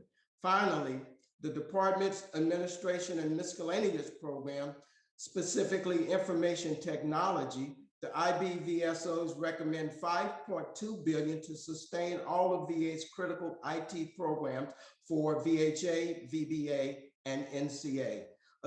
Another $42 million should be allocated to complete 9 specific projects for the Office of Research and Development, which in turn will support VA's research program more effectively. Also, we recommend approximately $3 billion go toward the department's electronic health record modernization. Half of the amount would go to the Cerner contract, which is an increase of $300 million due to the expansion scope of work. $1.2 billion should be allocated for VHA infrastructure upgrades, network equipment, and other IT infrastructure upgrades at locations making the conversion to Cerner's EHR.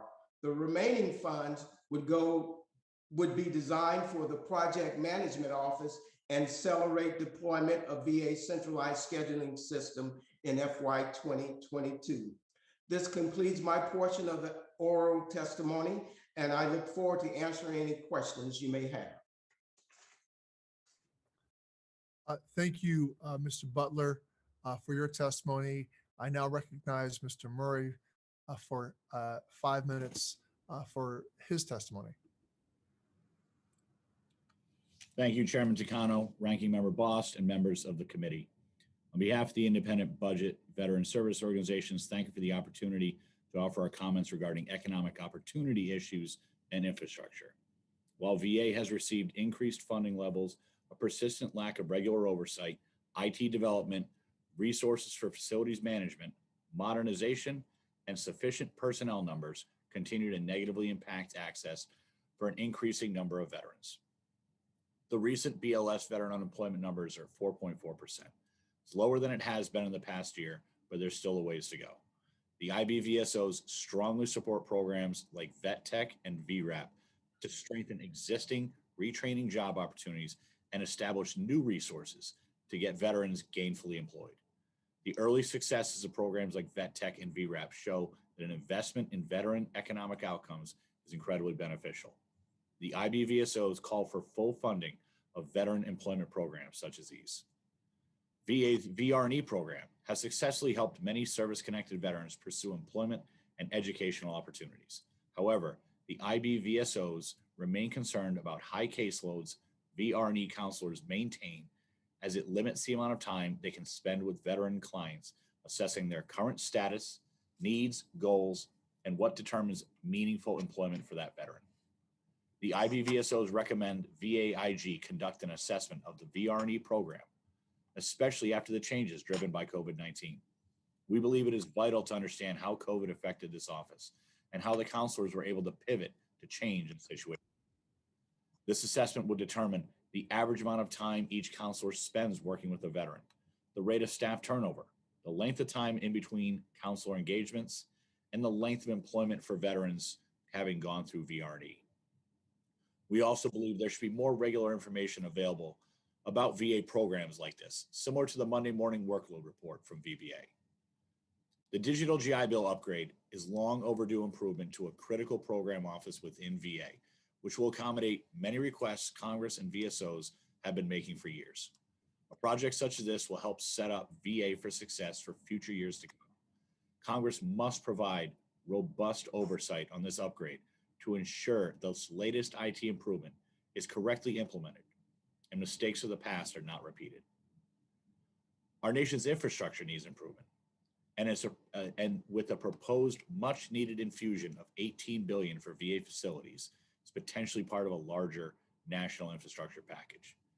The IBVSOs are very appreciative of this proposal, and given the gap in funding identified by VA's SKIP process, such an infusion is certainly justified. However, given the current focus on the issue, we believe it's time to consider wholesale change, beginning with revamping the strategic capital investment planning process. In reference to the $18 billion proposed infusion, in VA's own testimony on May 27th, it stated to determine the most appropriate investments for this recapitalization effort, VA will leverage data-driven process to identify potential sites. Why is that not information already determined?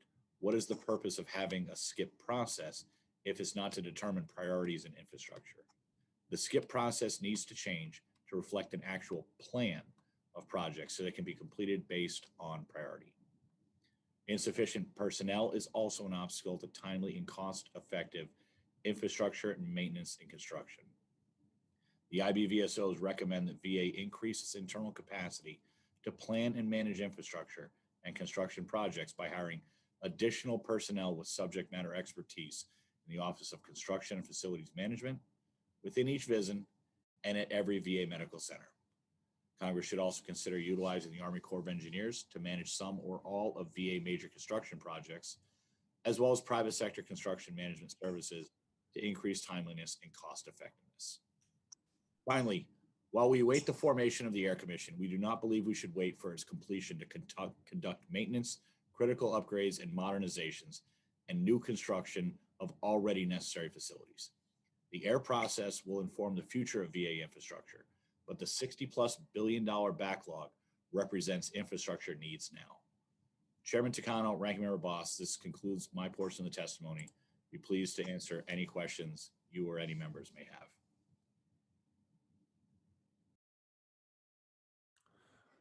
I want to thank Mr. Murray for his testimony, and I now want to call upon Mr. Chinelli and recognize him for 5 minutes for his testimony. Thank you, Mr. Chairman. Thank you, Mr. Ranking Member.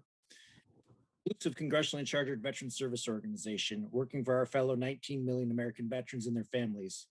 AMVETS is honored to provide our views on the U.S. Department of Veterans Affairs budget request for fiscal year 2022. Over this past Memorial Day, we hosted our first Rolling to Remember demonstration here in Washington.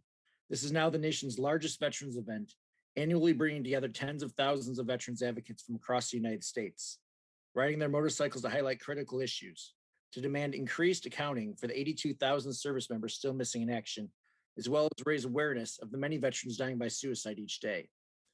We will never forget our POWs, MIAs, and we won't stop fighting for real solutions to the suicide crisis. This is a powerful advocacy platform with tremendous reach. We will ride each year till we all come home, until all who make it home are well. Last Congress, legislators bickered for nearly 2 years over spending $180 million for nonprofit programs. Yet we'll likely rubber stamp the president's request to increase the VA's general mental health budget by $1.5 billion, reaching a record $13.5 billion. It is challenging to understand why lawmakers would spend an entire Congress arguing over $180 million, but will let $1.5 billion slide by with minimal discussion on the long-term outcomes of effectiveness of these programs and pharmaceuticals. In our sustained demand for a fresh, critical look at the suicide epidemic and its causation, we must confront hard realities. We are failing our nation's veterans. We expect our service members to be the strongest, most physically and mentally exceptional individuals they can be until the day they separate from service. Then all of our policies favor veterans being sick and disabled, with little vision, path, or messaging to help veterans become the best versions of themselves. How does such a generous system lead to such bleak outcomes? VA rightfully compensates for service-connected disabilities. The intent is good, but there is something big missing. If you are well when you leave the military, you are largely left out. If you are broken, you have tons of valuable support available throughout the VA. The system, as it now, fails to provide tangible leadership and training for veterans upon their separation from service, failing to encourage meaningful, positive goals, providing no incentive for physical, mental, and financial wellness. AMVETS argues that the vision is the most important component missing from the president's proposed budget and from the national conversation. The system needs to be reimagined, refocused, a vision laid out to encourage veterans to become the best, strongest person they can be.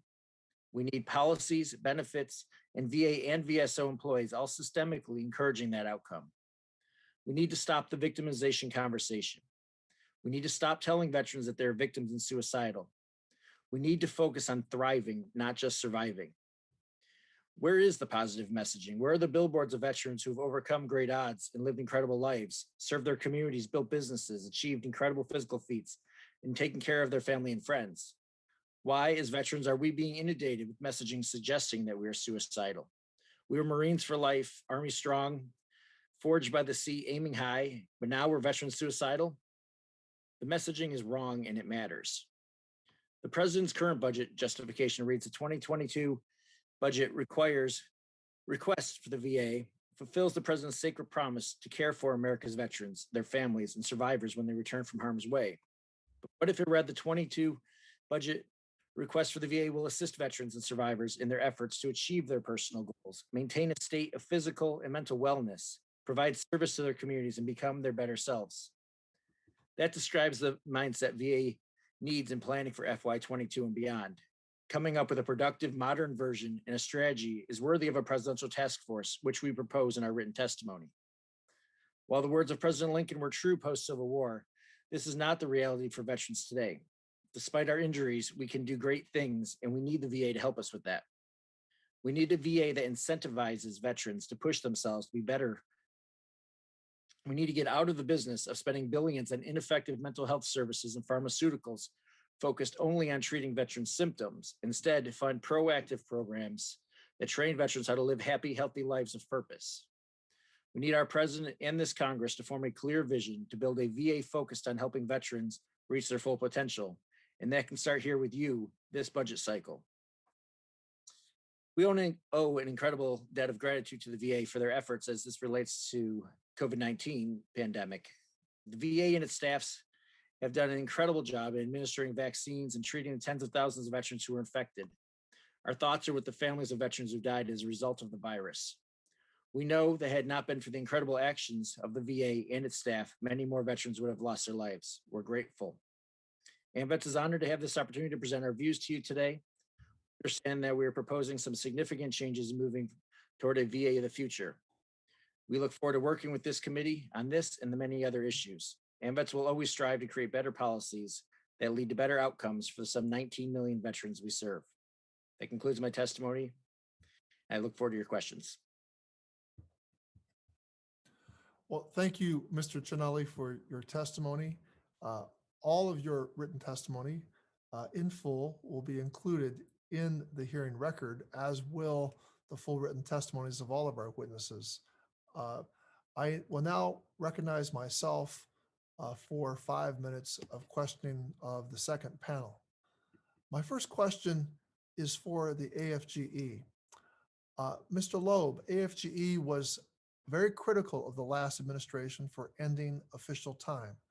Of course, official time allows union representatives to support employees who file grievances, appeal decisions, or otherwise need support. Earlier this year, Secretary McDonough restored official time. Have your union members seen the restoration of official time implemented across the department? Thank you for the question, Mr. Chairman. The answer is, unfortunately, we have some facilities where the managers are reluctant to restore official time and or to provide us with adequate office space. So I would say that there is a bit of a gap or a lag between the administration's stated intentions and how they're being implemented actually in the VA. And of course, the VA has many different facilities and many different managers, but we are noticing an inconsistency, and in some cases, what I would call a reluctance to adopt or to adapt to the new policies. Well, thank you for reporting back. I'm distressed to hear that we have recalcitrant managers who are failing to observe the new policy. I can assure those managers that this committee will perform oversight, its oversight abilities, and we will be working with the secretary to make sure that the new policy is implemented. My second question is to the independent budget representatives.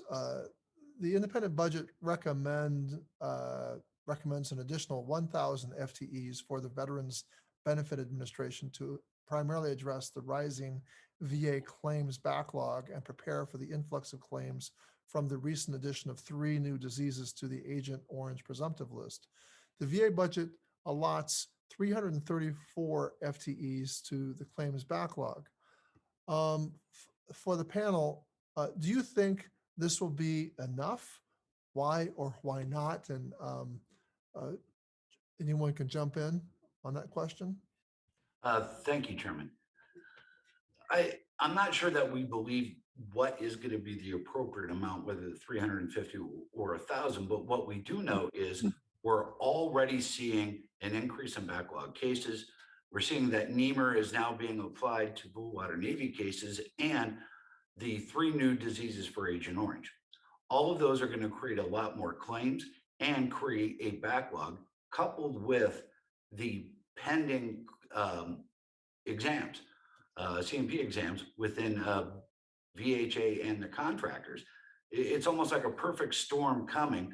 We want to make sure VBA is prepared enough. That's why we made part of the recommendation for 1,000, so that we can mitigate any continued explosion or expansion of the existing backlog. Well, thank you, Mr. Lerman. You know, the budget also provides additional funding for the hearing backlogs.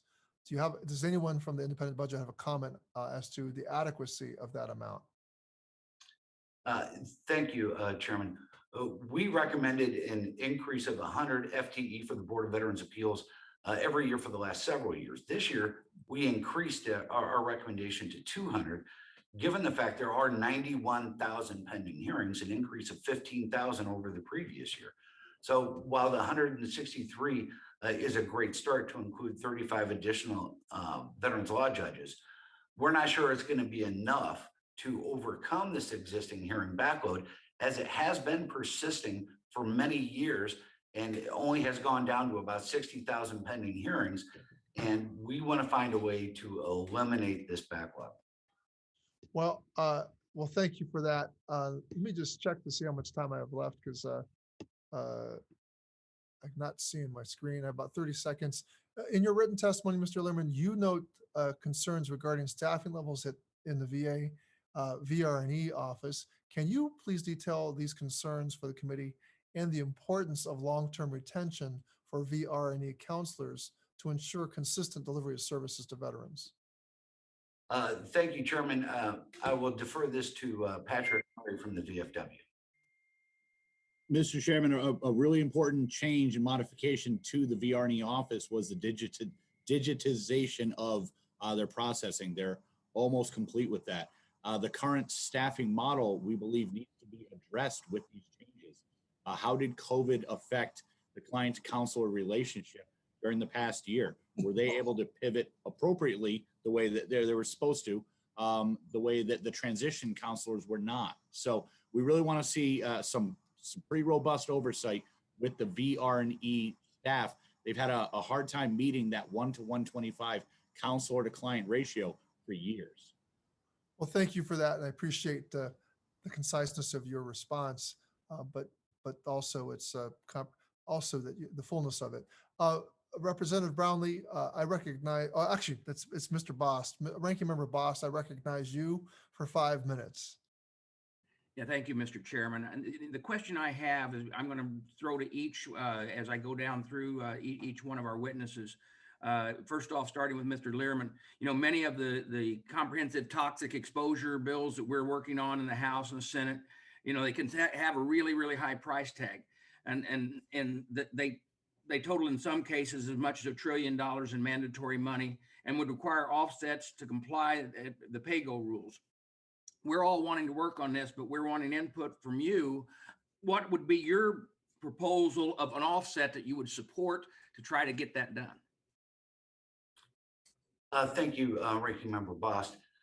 In reference to making any comments or opinions in reference to an offset, I don't have anything prepared or anything that I'm willing to provide at this moment, but I do know that it is difficult when we're looking at providing veterans additional benefits and trying to find different ways to pay for it. We understand that greatly. However, we do know that we should never be balancing the budget or finding the offsets on the backs of other veterans getting those resources. Mr. Butler? You're muted, I'm sorry.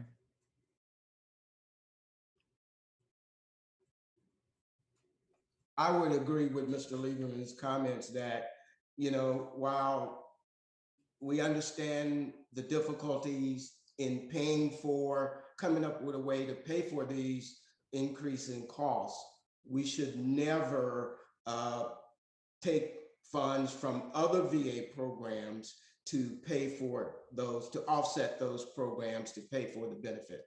So there are other ways to pay for it.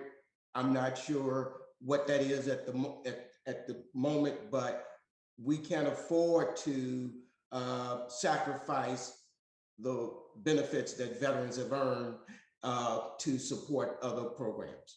Mr. Murray? Ranking Member Bost, I would suggest that if pay-fors were not used to send us to war, then pay-fors should not be used to take care of us afterwards. Mr. Chanley? So remember, the bottom line is if a service member is suffering and has been harmed because of his or her military service, then the federal government owes that veteran the proper compensation and the proper care. And that's going to have to be something Congress will have to figure out how to pay for. Okay, and Mr. Lowe. Thank you very much, Ranking Member Bost. Well, we believe that there can be tremendous savings in the administrative costs that are going into the Mission Act, particularly with respect to the third-party administrators. So while I'm not about to suggest any type of offsets that my colleagues are much more expert at, I do think that there are some areas where the VA probably can save some money in outside medical care, particularly again with respect to the administrative costs that are being incurred by the contractors who are administering the program. Well, I hope as we move on that each one of you will work with us as we're trying to get this done, because it is for the benefit, I believe, of the veterans that we must take care of this. But we also then have to be able to sell that to many, many, many, many members of Congress so that we can get enough support, regardless of what the pay for is, and to provide those services. And also the buy-in of the American taxpayer. And I'm taking a position, a very strong position to try to get this done. But I do need and will need your help. And sometimes I feel like the answers come back. Sometimes the answers are, and I don't mean this wrong, but it's worse than political answers to try to stand up and say, okay, we've got to make these tough decisions. So I hope we can work together on that. In a short period of time, Mr. Chanley, you talked about the importance of empowering veterans and recognizing every veteran's potential rather than fostering a victim's mentality. The budget proposed almost $600 million in suicide prevention outreach. How should this outreach reflect your vision of empowerment? The messaging needs to be positive. It needs to be empowering. It needs not to lead a veteran to believe that he or she has been victimized. It needs to be properly informing that veteran that great things can be ahead and that the VA will be there for that veteran to be able to help live the best lives possible. Thank you. My time is just about out, and I yield back. Thank you, Ranking Member Bost. I now recognize Chairwoman Brownlee of our Health Subcommittee for 5 minutes. Thank you, Mr. Chairman. Mr. Murray, I just wanted to thank you for recognizing some of the issues around SCIF and the problems surrounding that. I hope you'll take a good look at a bill that I've introduced. I've introduced it many different times, but the way CBO scores leases for the VA, unlike any other government agency, really prevents us from moving through that SCIF list, that prioritization, as you talked about, in a systematic way. And I think that, we've all talked about, when we're talking about our facilities, leasing is a better way so that we can be nimble and flexible to meet the needs as the demographics of the veteran communities across our country changes. So I could use your help in support of that bill. In the first panel, there was a lot of conversation about community care and budgeting for a significant increase in community care and seeing a significant increase in community care. And there were a lot of different reasons that people gave for why that increase is there. Perhaps, we don't have the right facilities. Perhaps we don't have the right manpower, personnel, woman power. I think one of the primary reasons, not the only reason, but I think one of the primary reasons is the fact that the rules around community care, if you can't provide primary care in 20 days, if you can't provide specialty care in 28 days, you sort of automatically roll over to the community care. So I think, I'm not suggesting changing the program necessarily. I'm still curious to hear generally what you're hearing from your memberships. Is the old adage that veterans prefer their health care within the VA still true, or is that changing? Ms. Brownlee, I'd like to first say that we will gladly support your leasing efforts to change that. You mentioned it offers flexibility, which is incredibly important. But we have heard, as you mentioned, our members do appreciate VA care. But there is an increase in community care. It's not stating that's a good thing or necessarily a bad thing. That's just a reality right now. But we believe that in order to meet those care standards and the wait times, if there aren't enough people working at VA, if they're having difficulties filling those vacancies, then they're never going to meet the appropriate times that are required. It's that we think is the first step in making sure that veterans receive the best care possible. VA care is also cheaper than community care. It's most veterans that we've surveyed say that they prefer their care at VA. So we think figuring out that staffing puzzle is probably the biggest thing we can really do.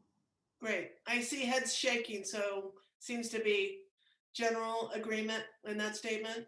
Yes, Representative Brownlee, DAV have surveyed our members on several occasions, and we keep hearing the same thing. Our members prefer healthcare at the VA. They know they're getting good quality care. They use community services when they need to, but overall, the largest percentage of our membership still prefers VA healthcare. And for PVA, community care is not an option for veterans struggling with spinal cord injuries and disorders. Part of the problem has been that for decades, due to lack of adequate infrastructure and the lack of adequate staffing, which resulted in long wait times and unnatural large increases in non-VA community care. So we have to bring that in line to reduce the staffing backlog, the infrastructure issues and problems, so that VA can remain and continue to be the number one provider of care for our nation veterans. Terrific. Thank you. Thank you for that I just want to get in one more quick question, so I only have a few more seconds here left. So we all know that VA care is deemed a qualifying care under the ACA. I have a bill that says we should eliminate copays like the ACA for contraceptives for women. Do all of you support that concept? Just a yes. Head nod. Yes. Yes, yes, yes, yes, yes. Very good. Mr. Chairman, I yield back my time.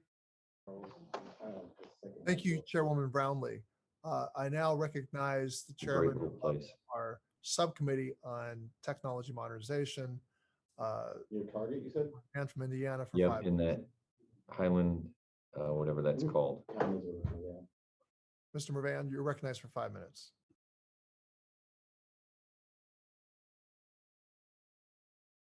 Mr. Mervan, can you hear me? Yes. Yeah, you're recognized for 5 minutes. Thank you, Chairman Takano. With that, an electronic health record modernization. For the independent budget witnesses, in your testimony, you discussed VA's strategic review of the electronic health record modernization program. In a recent VA OIG report that indicated that the program's cost estimates were unreliable. For Mr. Murray, given these concerns, how confident you are in VA's ability to reach full deployment of the system by 2028? I would be more confident if hurdles like the ones described in the report were removed. Any unnecessary barriers for that project completion would absolutely make the project much more successful. The current problems facing it right now are physical infrastructure ones in some areas. The closets that they're putting some of the server racks in are unventilated rooms. These are things that might not have been known at the onset of the PHRM project. These hurdles need to be taken out of the way. Otherwise, we'll never see full success if issues like that keep stopping the program's completion. Next, the IG report's findings were specific to costs associated with infrastructure upgrades, as you mentioned. In your opinion, how important is it VA completes those infrastructure upgrades? It's critical. The billions of dollars that are going to be invested in a necessary program, the electronic health record, needs to be taken care of. Again, if we're talking about size of rooms, if we're talking about airflow, if we're talking about power requirements, those are not insurmountable problems. Those are things that need to be taken care of. Otherwise, at the end of this whole journey, it's all going to be for nothing if minor things like that keep getting in the way.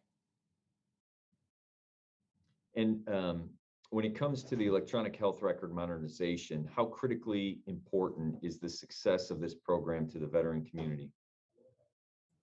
It's incredibly important. One of the things that we're going through right now, as was mentioned earlier in the hearing, is the national records, right? That right now there's a backlog there.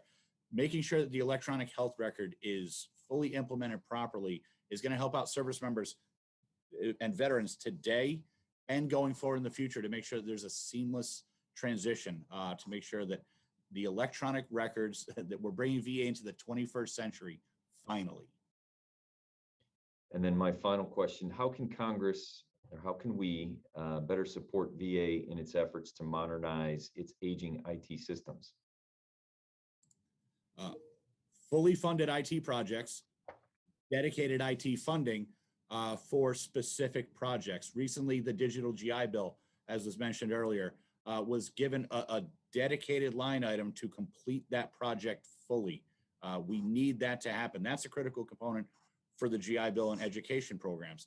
IT programs like that need to be fully funded programs and specifically designated for that through completion, not put into a general IT fund that keeps getting picked out as varying needs arise. Then if I could, just one more question, because a little bit more time allows. Within the scope of things, cybersecurity, your assessment of VA's cybersecurity issues.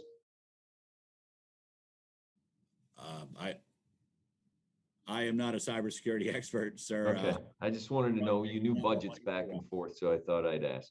With that, Mr. Murray, I thank you very much. And with that, I yield back my time, Chairman Takano. Thank you, Chairman Mervan.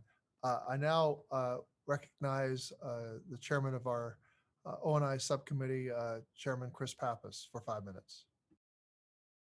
Thank you, Mr. Chairman. I want to thank our members of the panel here for the information and the testimony that they provided today. I want to ask about 2 issues, VA sexual harassment, as well as diversity and inclusion efforts within VA. And I want to start with you, Mr. Learman, if I can.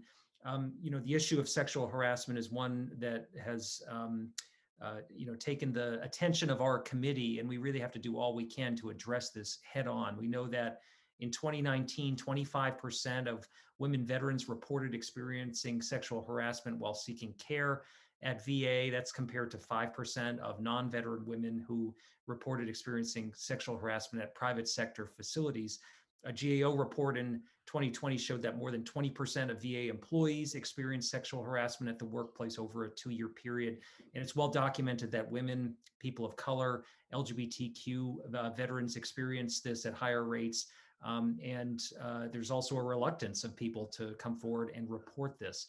Now, the president's budget calls for the creation of the Office of Resolution Management, Diversity and Inclusion at VA, and that would be funded to help develop and provide harassment prevention program. And in addition to that, we know that much more needs to be done on this topic. So our subcommittee and the full committee is taking this issue very seriously.